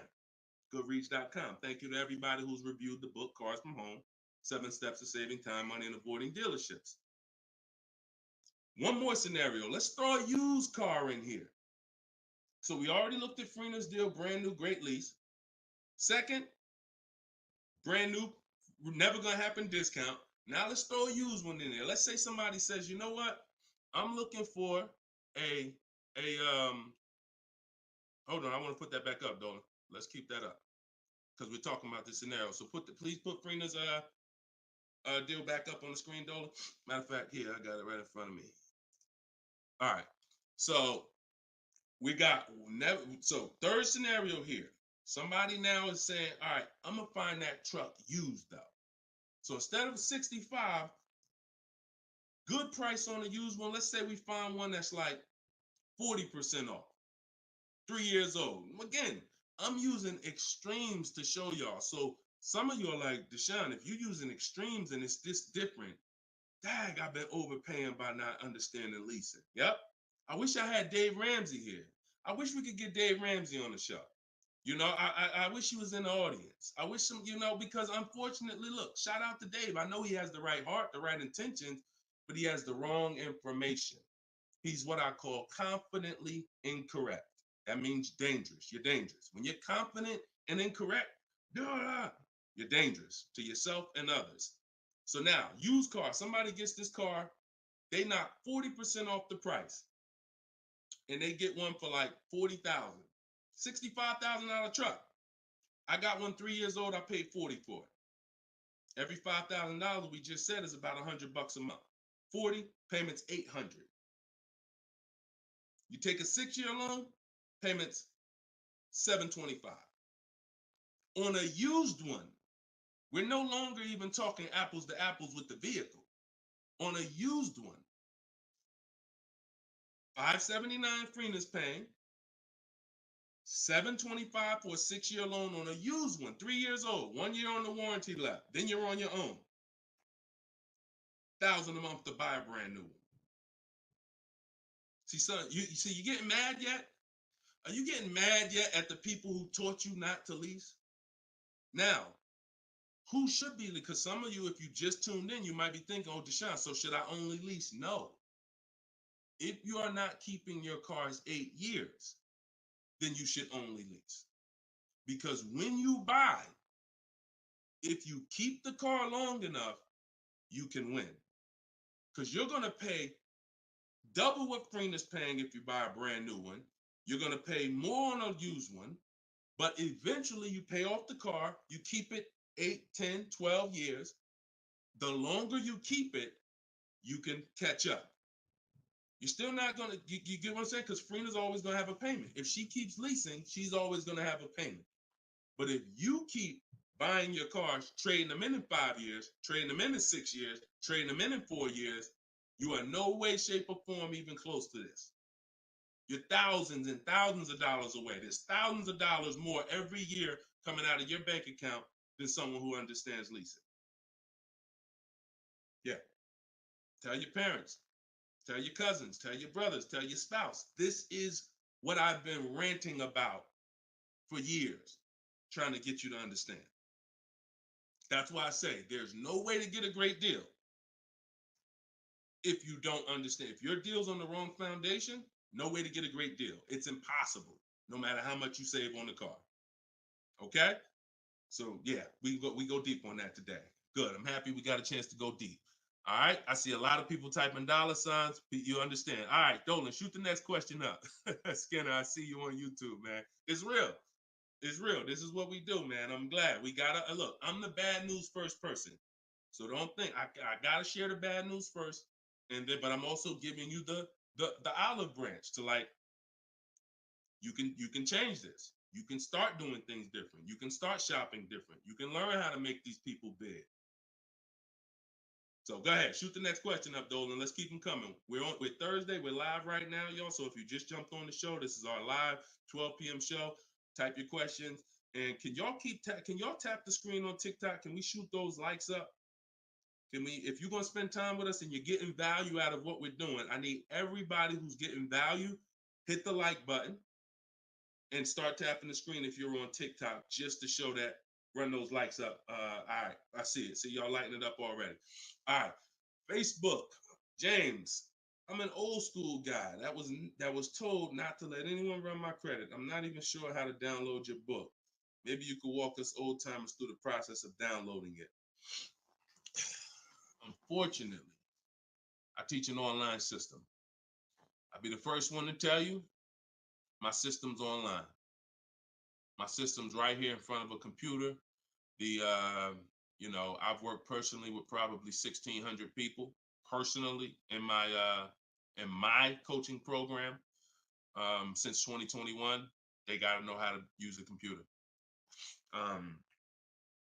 I've had older people who get their children, who get their grandchildren come because and sorry y'all, my eyes are watering. I got a little something trying to jump on me, but we good. But I would be lying to you if I told you this isn't based on because we use copy and paste systems. You're sending emails. So that's one thing I can say. I wish I could, tell you otherwise. But if you want to use what I teach, I mean, now I've had people who get their grandchildren or get their children because my system to get great deals only takes 90 minutes. It only takes 90 minutes. That's why when you go to the page and you see my book, a lot of you are going to see the first thing I say on my website is this will teach you how to get below market deals in as quick as 48 hours. And the time you're putting in to get those deals is probably going to be about 90 minutes once you learn, as I walk you through my 7-step process. But you got to know how to use a computer. So I'm just being real with you. Like, I wouldn't tell you to get the book if you're not comfortable sending emails, copying and pasting, because it is an online system.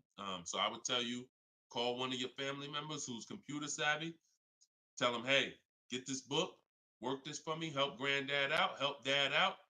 And not only are you helping yourself, but they'll now have a skill so that they can learn, so that they're now making dealers bid and they're at home.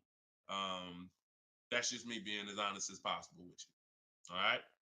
Great question, though. Great concern. Skinner, what's up, my man? Skinner from YouTube. Deshone, what are the bank necessarily looking for different from what the dealership is? Banks want to lend. So think about where you're at right now. Skinner from YouTube just asked, so what is the banks necessarily looking for different than the dealerships? Banks, there's more banks around us that would want to lend us money to buy a car than we know about. So wherever your zip code is, the reason why I want you using the bank bidding war, which I laid out at the beginning of the show, if you just jumped on, you want to go to YouTube, you want to watch the beginning of episode 6, and I break down the bank bidding war. If you don't have my book, if you have my book, then you know the bank bidding war. Now, it's about letting the people who want to bid, because the dealers, here's the difference. It's your positioning. When a dealer knows you don't have any leverage, you haven't shopped bank offers, you're basically waiting for them to tell you what their bank said. Here's usually the conversation. What is the most interest? What is the highest rate you think they'll take? What is the highest rate that we can actually get them? And it might be 6.2, but at 6.2, we make some nice money on the loan. But that's not the best I could do. But I'm not going to give them the best I could do, because what sense does that make? I'm going to give you the most you're willing to pay. So if I go out and say, look, we got you 6.2, your payment's this. If you don't fight them, then that's what's going to happen. But when you have offers, now what you're doing is calling them and saying, look, I got 5.79 from my credit union, or 5.79 from this online bank. If you could beat it, then I'll give you the business. Not only does this make for a good relationship because you're giving them the opportunity versus saying, oh, I'm not letting you get the opportunity. This person has 7, 10 banks. You give them an opportunity, and this is how you guarantee the best rate. So it's not about they're looking for anything different. It's about positioning yourself so that the dealer is now trying to beat the rate you got versus what I just laid out 60 seconds ago when you don't have a rate in the conversation they're having. Leverage. Leverage. All right, that's the difference. One gives you major leverage to guarantee you're getting the best offer. One, you have no leverage, and so there's no guarantee. And you'll always drive wondering, man, could I have gotten a lower interest rate? That'll always be in the back of your mind. So we want to eliminate that. All right, great question, Skinner. Go ahead, Dolan. Next one. I don't see too many questions coming in on Instagram. Instagram, where y'all at with your questions today? We getting questions from TikTok. I see a lot of them. Let's go. Oh, there's one. Okay, Body by Michelle. When buying a luxury car with cash, when should I let the salesperson know? Okay. The process of what we teach doesn't change doesn't matter what you're buying. We've had people get Maseratis, get high performance BMWs. I know this works because bidding just works. So first thing you have to do, Michelle, is realize I need to get at least 5 offers, because we're so concerned with how we're going to pay for the car that we're not thinking about which dealer is going to sell us the car for the lowest amount. Now, some of you may have been taught every dealer has the same price. I got this clue when people started saying things like Nissan doesn't have good deals. Hyundai, the deal on the Hyundais right now are terrible. That's either coming from 2 things, and they're both wrong, that I want you to stop today.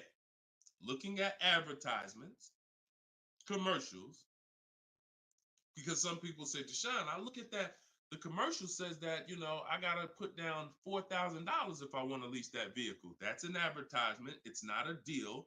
It's a custom thing they put together that they want to present to the public. It's not a deal. When you look at what I just showed you with Frina, when you look at Danielle's lease on her Audi A3. She's paying $550 a month, $44,000 Audi A3. She only put her first look. This is her words. Due to circumstances out of my control, I had to lease something quickly. So my program, I told you, as quick as 48 hours, you can get below market deals. This doesn't take days and days and weeks. I took the course last weekend, did all my emailing back and forth because she's in my video program. So I do have my book, and then I have that same book in a video program. You pick. Now, finalized the deal on Sunday, was finally able to pick it up. This is the details. $550 a month, first payment down. Included maintenance, gap insurance, all fees, taxes, registration, 12,000 miles per year. MSRP was $44,000. If we saw a commercial, or if we went on Audi's website right now, that is not what they're advertising for that car's lease.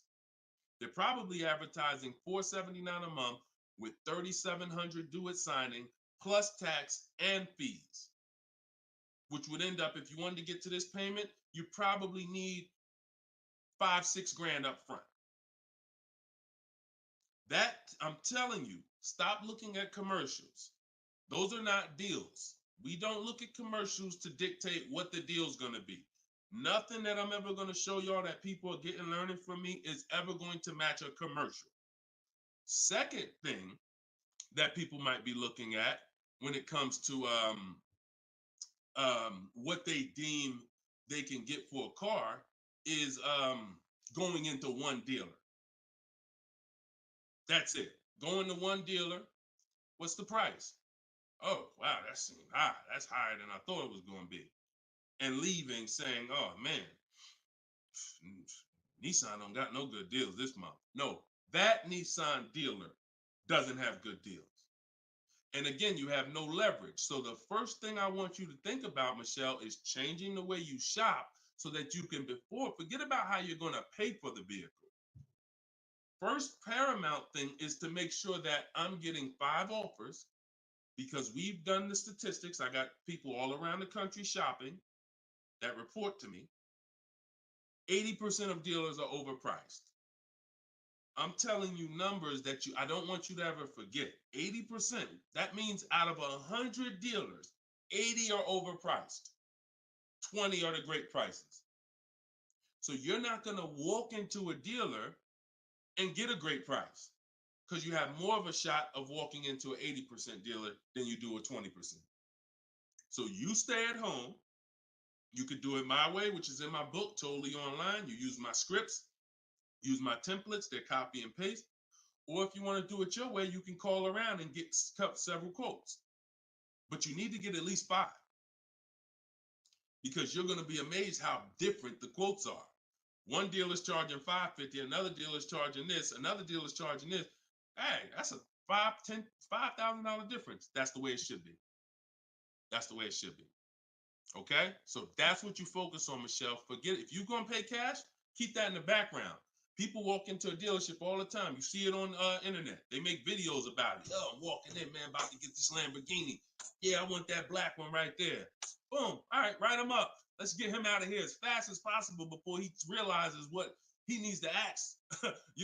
Okay, and he don't want to look like he's negotiating. You're going to overpay all the time.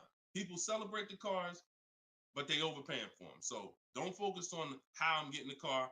Focus on, let me get these offers so I can make sure I get the best price. Once I get the best price, here's the cash. Okay?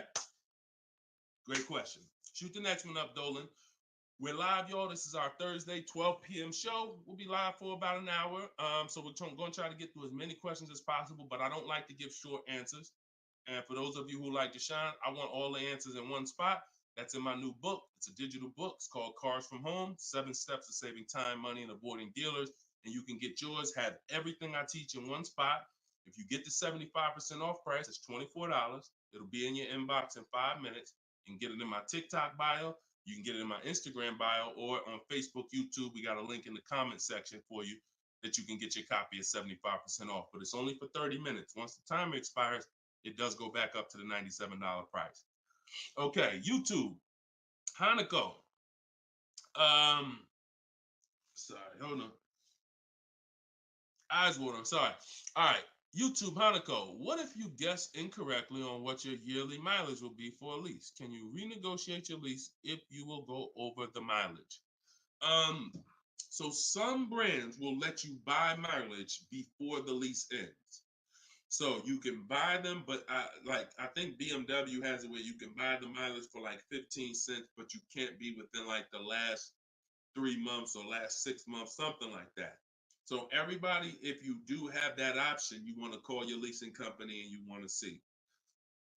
But I teach to estimate your miles. Like I have a chapter in my book. It's not even a chapter. It's like a little section called Choose Your Mileage Wisely, where we walk you through the math. Now, sometimes lifestyle changes. You were working 10 miles from home. Now you're working 30 miles from home. That's understandable. What I like to do is we always do an equity assessment. Who has a lease, but you didn't know you could sell leases? Type of question mark. If you did not know that you could sell a lease, I want you to type a question mark in the comments, because you need to get familiar, and every one of you who are going to be replacing your cars, whether you own it, lease it, anything, you need to get familiar with what we call an equity assessment. Yep, I see a lot of you. So a ton of you have leased cars and you didn't know that you can sell leases. So imagine how much that's cost you so far. Again, I'm the bad news first person. If you dropped off a car without seeing if there was any equity, then you certainly, I mean, there's no guarantee, especially, but if you dropped off a car 2020, 2021, 2022, oh, you most certainly, there's a good chance you had equity because everyone did. And it was to the tune of, 5,000, 7,000, 10,000. If you had a truck, some of these trucks, $10,000, $12,000 checks people were getting. Now those big checks are over because that was a limited inventory thing where resale values were so high. Almost everyone had equity. But you need to make sure you're not leaving 1,000, 2,000, 3,000 on the table in this market. In a normal market, we always do an equity assessment. So if you're going over your miles, you want to do an equity assessment to see if you can sell it. Because if you sell it, you're out of it, and you can just go lease a new vehicle. But so the equity assessment is you call your bank, you get your payoff. You go, once you have your payoff, you want to ask them. It's only for leases. The second question is only for leases. Do I have a third party restriction?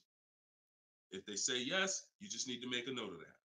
If you don't have a third party restriction, and there's several brands that don't, Chase, Toyota, Mazda, there's still a couple leases out there that don't have third party restrictions, then you're going to go and you can sell to any of the online bidders, highest bidders. You get all these offers. And look, let me be clear on when you should be doing this. Before you ever think about shopping for a car, you gotta take care of your equity. You shouldn't be shopping for a car and then saying, all right, now let me check and see what equity I got. Because now if you don't, you need to know that up front, because if you have $3,000, $4,000 of equity, that matters going into your budget. Maybe you want to apply it to your next deal. Maybe you want to put it in your bank account, but you need to know about it early. That's why it's the second step in my system. I got 7 steps. Equity assessment is the second step. As soon as you think about getting a new car, your first question should be buy or lease. Should I buy or lease? That means, am I keeping the car 8 years or not? And then the second thing is equity assessment, because that's going to tell you your positioning with your current car. So once you get your payoff, you go to the Carvana, CarMax, Driveway, and you look, you do what you want. I would not suggest you be lazy in this. This takes 20, 25 minutes, and this is your money. So you go to those websites, CarMax, Carvana, Driveway, Kelly's Blue Book Instant Cash Offer, hold on, AutoNation Sell My Car, and Car Google Sell My Car. 6 offers. 6 cash offers, and that's going to tell you your equity position. That's once you know that, because some of you are going to do that and find out you got negative equity. Now you have to plan accordingly. Some of you are going to do that and find out you got 4,000 of equity. Now you got to plan accordingly. Some of you in leases are going to do that and find out you have no equity, in which case, okay, I just need to wait until my lease is up. I can't get out early. But so the equity assessment tells you how you can move to the next step. Okay? So that's what you focus on. That's what you focus on at this particular step. Okay? Go ahead, shoot the next question up, Dolan. All right, we're getting a lot more. I'm gonna try to get through. I'm gonna try to go faster, but go ahead, shoot the next one up, Dolan. This one's Instagram. That's my man that I said I didn't want to butcher your name. Might even be a woman, so I'm not even gonna try to pronounce the name. But my lease is up in 6 months. I would like to lease again. Is my current lease gonna hurt me when trading it in? Equity assessment. I'm glad you asked that. Equity assessment. That's the game. That's the game. See, those are the questions that gets answered with the equity assessment. Is my lease going to hurt me or help me? Do the equity assessment, and you'll know. Now, if you have a third-party restriction, then we can't sell direct to these online buyers. We have to sell to a local car dealer of the same brand. So I have a script in my book where I walk you through talking to used car managers so that you can actually sell your car locally to them. You're selling a 2 or 3 year old car, usually good mileage for most. We need to sell that car to a local used car dealer, but we are still getting bids. We're not walking in. This is what a lot of people did. You may have did it. Man, I got a third party restriction. I'm gonna just walk into the dealer. hey, yeah, look, I know I got equity. You don't realize how you're making it hard for someone to even help you because you don't know how much equity you got, and now you're coming in and you're not really saying what you know. When you're at home and you're talking to managers, you're talking to people and getting offers for that car, you can speak intelligently. And we only talk to used car managers in those cases. But that's only if you have a third party restriction, because some people, another thing they were doing is buying their cars and then turning around and reselling them. Reason I never do that is because, and nobody who's listened to me, even throughout the pandemic, I don't think we had one person do that, is because when you buy, you pay taxes, you pay fees. So yeah, if I had 5,000 in equity and then I buy the car and resell it and then I pay 4,000 in taxes and fees, by the time the title gets to me and all of that, I might break even. When we sell direct to a used car manager, a local dealership, we don't pay those fees. So although they might not pay, they're not going to pay as much as CarMax, Driveway, and any of these online bidders, we still get offers from them because we don't have to. They're not going to pay those fees. We're not. Those fees aren't going to come out of our profit. Okay. Equity assessment. Again, D. I'm gonna just call you D. Go ahead. Next question, Dolan. Exactly. Exactly. Auto advisor. Equity assessment. How'd you come up with the auto advisor? That's so funny. I'm just not used to seeing, I'm not used to seeing anything that says the auto advisor unless it's there's a lot of Deshone the Auto Advisor accounts going around inboxing people to buy crypto. I don't do anything but car education. So if it ain't about Cars from Home, my book, if it ain't about Cars from Home, my video library, it ain't about my coaching program, then it is not me. Stephanie from TikTok. So you can ask any lender, even if they don't work with them directly at the dealership? Absolutely. These people lend money. They don't care about selling you a car. People that lend money want to give you a loan. Good question. Absolutely. Go ahead. Shoot the next one up, Dolan. All right. Everybody getting value out of the show so far? Type dollar signs. Let me see the dollar signs. If you're enjoying and you're getting value out of this show, by the way, for those of you who just came, this is live. This is our Thursday live show. We rebroadcast these shows throughout the day, so that everyone can rewatch them. So you might see a rebroadcast, but Monday, Tuesday, Thursday, and Friday, 12 p.m. and 3 p.m. is when we're actually live. So when your coworkers, your family is talking about car shop, you want them here 12 p.m., 3 p.m. We're actually live Monday, Tuesday, Thursday, and Friday, Eastern time. All right. This one's from Instagram. How do you get a great lease deal? Bids. It's the only way. Because all right, so I'm gonna give you an example of how not getting bids will actually deceive you, and you could possibly think you got a great lease deal. So this is Charles. He got a Palisade. Palisade is probably one of the top 5. Definitely throughout the pandemic, it was probably top 5 most popular, SUVs. People were overpaying, and I don't want to, I don't, you might have one. And unfortunately, a lot of people overpaid for these, and they're still overpaying for them. So he reached out to 3,500 dealers. Now he used my system. So this probably took him about 25 minutes. I have something in my book. My strategy is called the 25 to 5. What that is we're connecting with 25 dealers online. And our goal is to get 5 offers. Because if you want to show earlier, I told you 80% of dealers are overpriced. So we're going to get 5 offers, and they're going to be about $150 to $200 apart minimum. Your best offer when you get bids is going to be about $150 per month to $200 a month cheaper. Now, if you're purchasing, hold on.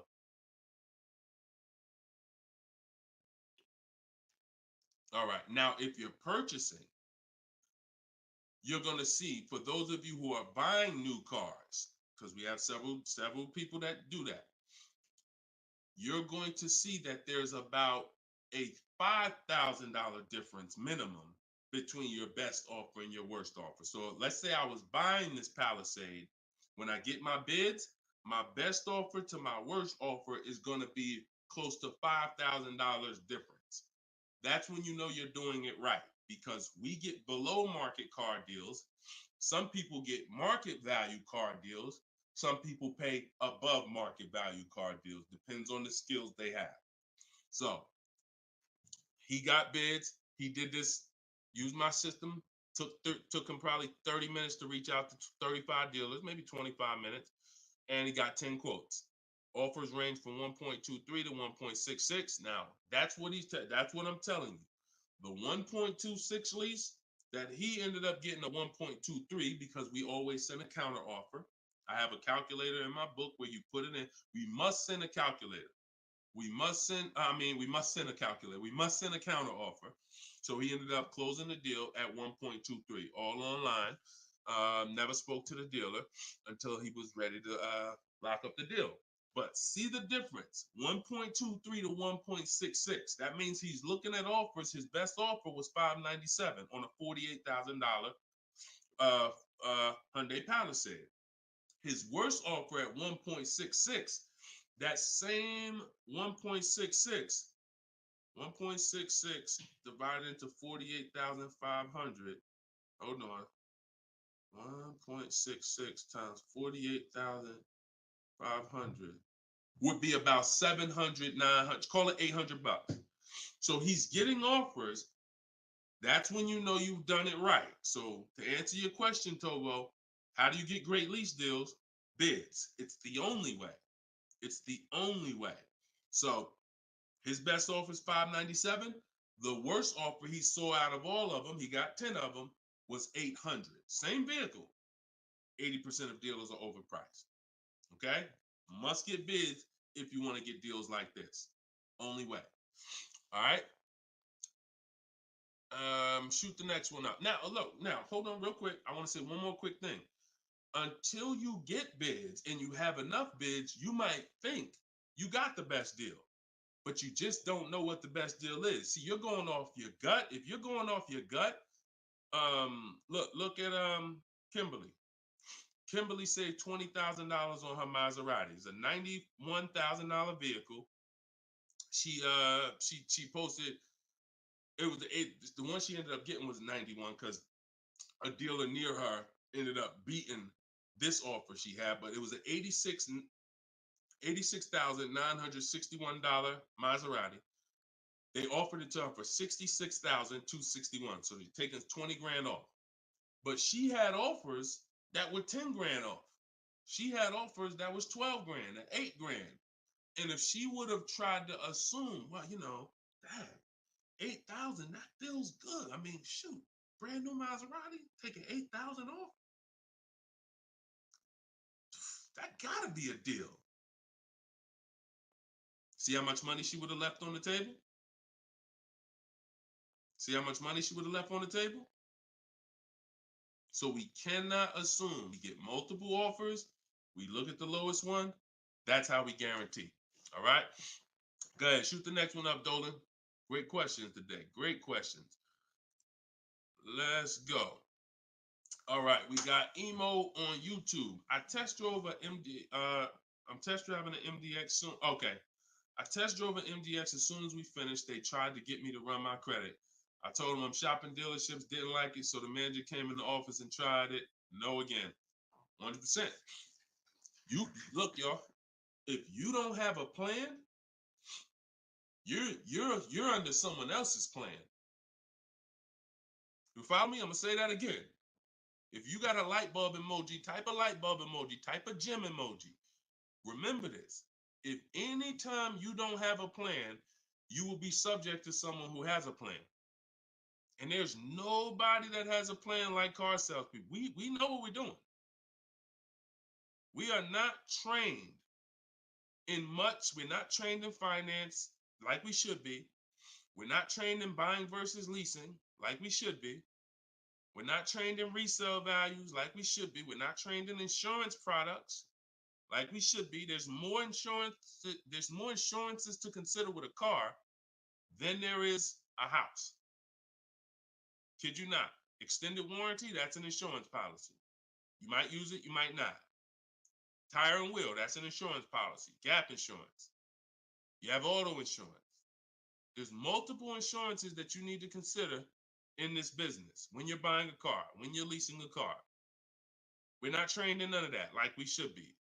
But what we are trained in is how to make sure we have enough information to sell you what we want to sell you. And so if you don't have, and the least, the people with the least integrity, they are certainly going to try to pin you down with the credit check. Can't give you a credit. I can't give you a quote without your credit. Come in. I need you to be here.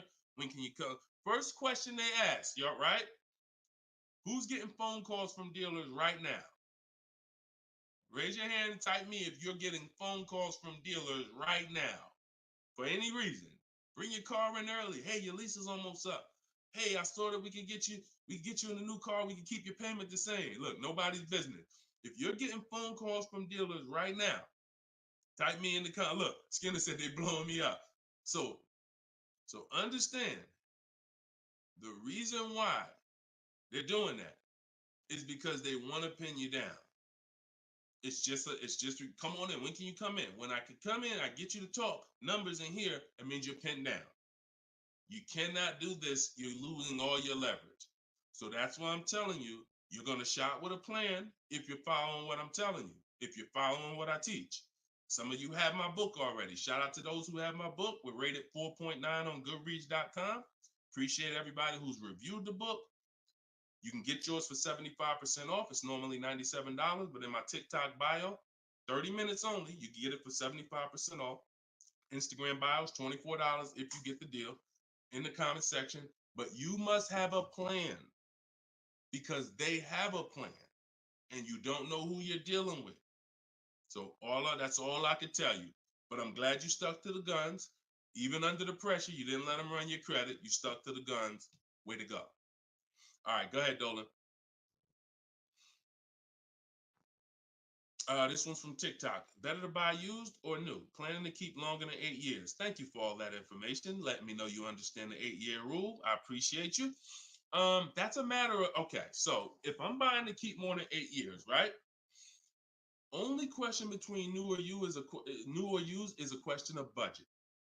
Can you get everything you want and need in a new car for your budget?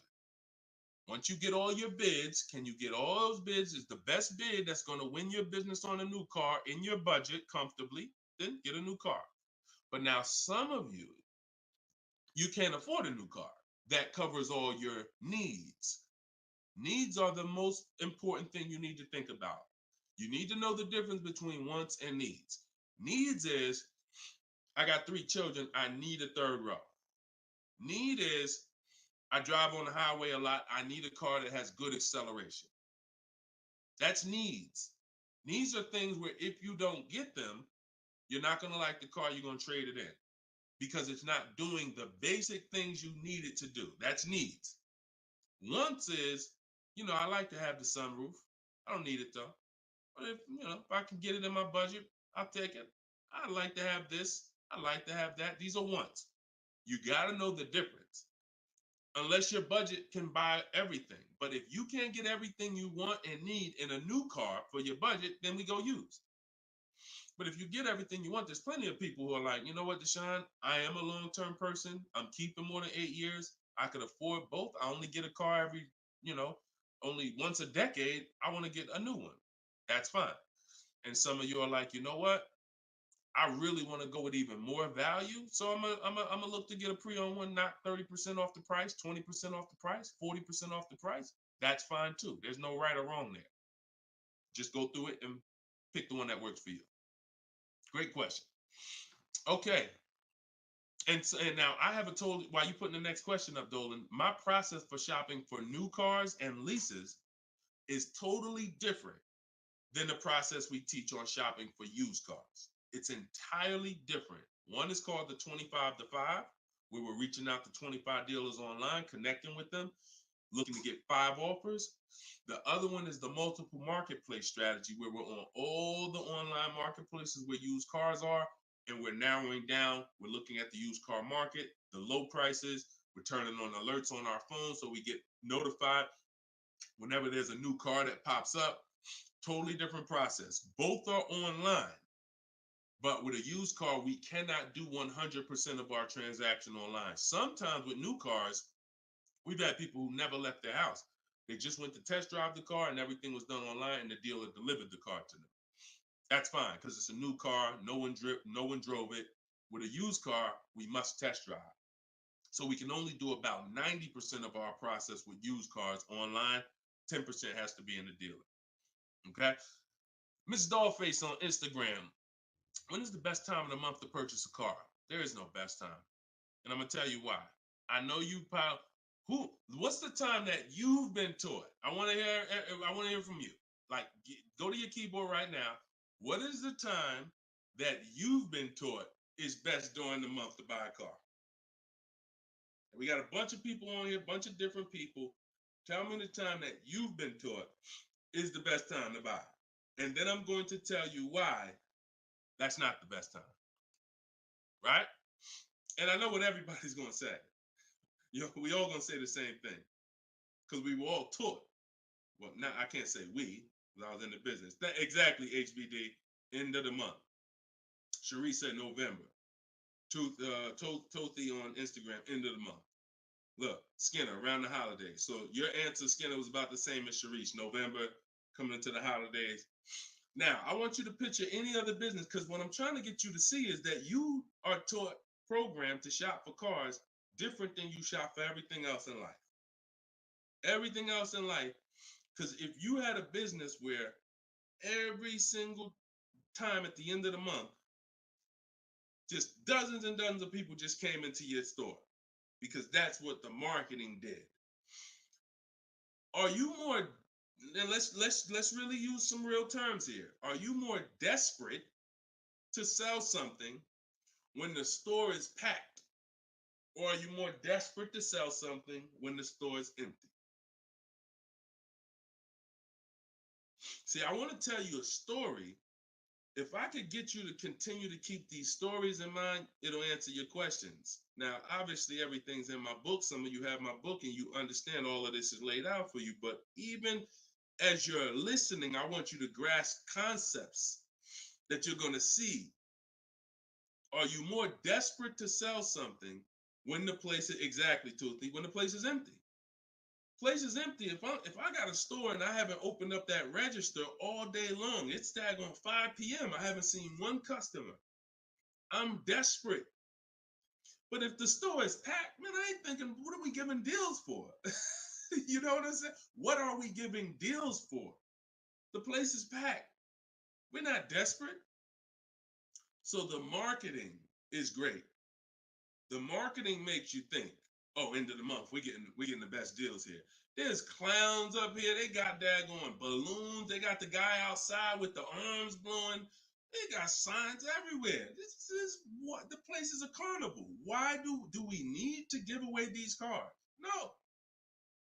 You don't want to be sitting next to somebody and Jim drives off with a car and Jim like, all right, man, have a good one, man. Yeah, you here too, man. We was here the same time. Great. Yeah, man, I'm going. And you sitting there and you going to say no to a deal. Salesman looking at you like, hey, look, do you want it or not? Because, we're real busy. It's people waiting in line. Do you let me know? So it's the pressure. It's the like. So I say that to say what you've been taught, the holidays, the end of the year, sounds good. But you're much more likely to get a deal when there's no one in the showroom. The 10th of the month, the 2nd of the month, place is dead. And I like to make sure you're positioned.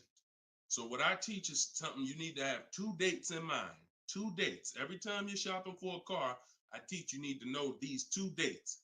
The as soon as date and the no later than date. The as soon as date is the soonest you can buy a car. Soon as you can buy a car, as soon as date. You're not in the market until your as soon as date is today. Step 5 in my process, my 7-step process is in the market, getting offers.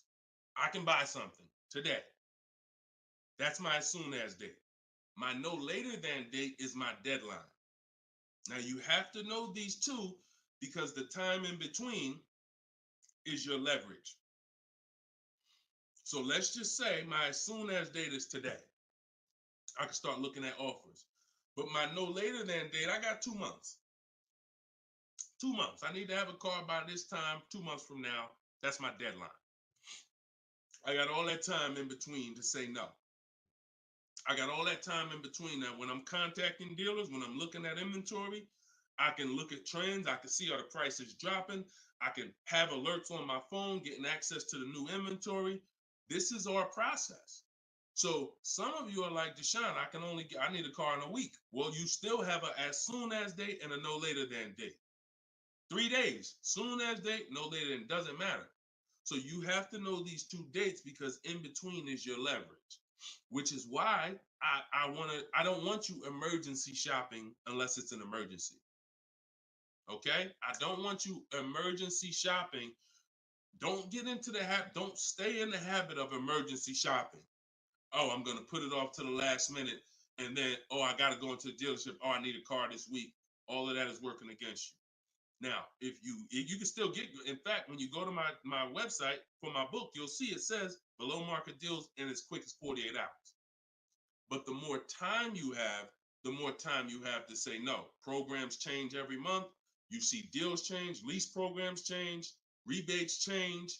And so when you have inventory changes, so if you're looking for a black or blue car, all these dealers don't have one right now, but they got one coming next month. You can, that's fair game for you because you have time. So these are all the benefits of getting in the market 3 months early and learning how to look at the deals. If there's a great deal now, we jump on it. If there's not, okay, I'll look next month. And that's what I did when I got my mother's lease on her Mazda CX-5. October, I was looking at the deals. I didn't like them. Got all my offers. I said I didn't like them. Now, the great thing is I made contact with all these dealers. So they know.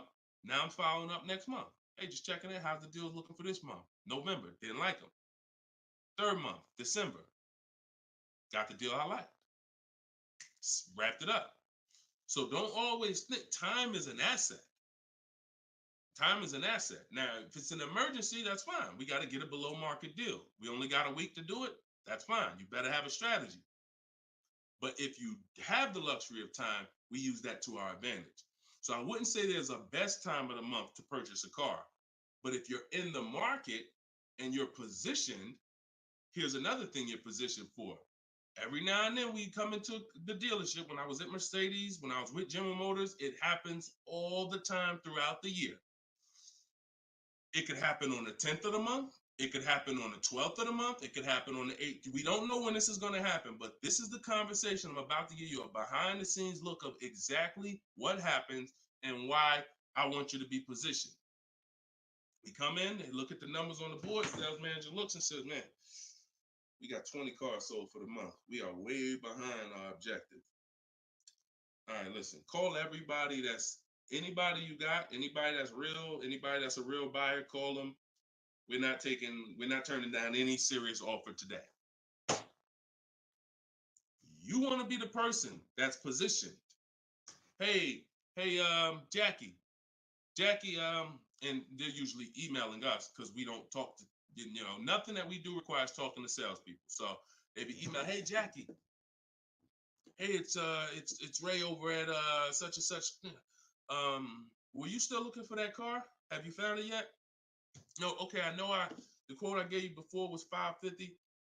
I know you wanted to be here, but my manager said, listen, we'll take any offer today. We really want to move a car. See, you were taught that only happens at the end of the month. It doesn't. You got to be positioned. You got to be positioned. And so that's the luxury of time. So this is what it is, y'all. I want you shopping with a strategy. Like, this is what I want you shopping with. All of this is in my new book, Cars from Home, 7 Steps to Saving Time, Money, and Avoiding Dealerships. Learning the science of making dealers and banks bid for your business while you sit at home, getting below market car deals in under 90 minutes. And you can get your copy for 75% off in my TikTok bio, in my Instagram bio, or you can click in the comment section on YouTube and Facebook. We got a comment pinned for you guys. Or if you're watching us on TV, you can scan that QR code with your phone. Get your copy, use it, use everything in it. I'll walk you through everything in there. Leasing is in there step by step. Purchasing new cars in there step by step. Purchasing used cars step by step. High mileage drivers, I got 2 strategies for you. If you're a short-term high mileage driver, everything's in there step by step. If you have credit issues, I walk you through step by step. So get your copy. We are back live for episode 7 at 3 p.m. And well, like I said, this is not a rebroadcast. We do these live shows Monday, Tuesday, Thursday, and Friday, 12 p.m. and 3 p.m. So we'll be back for our next segment in a little bit if you want to join us.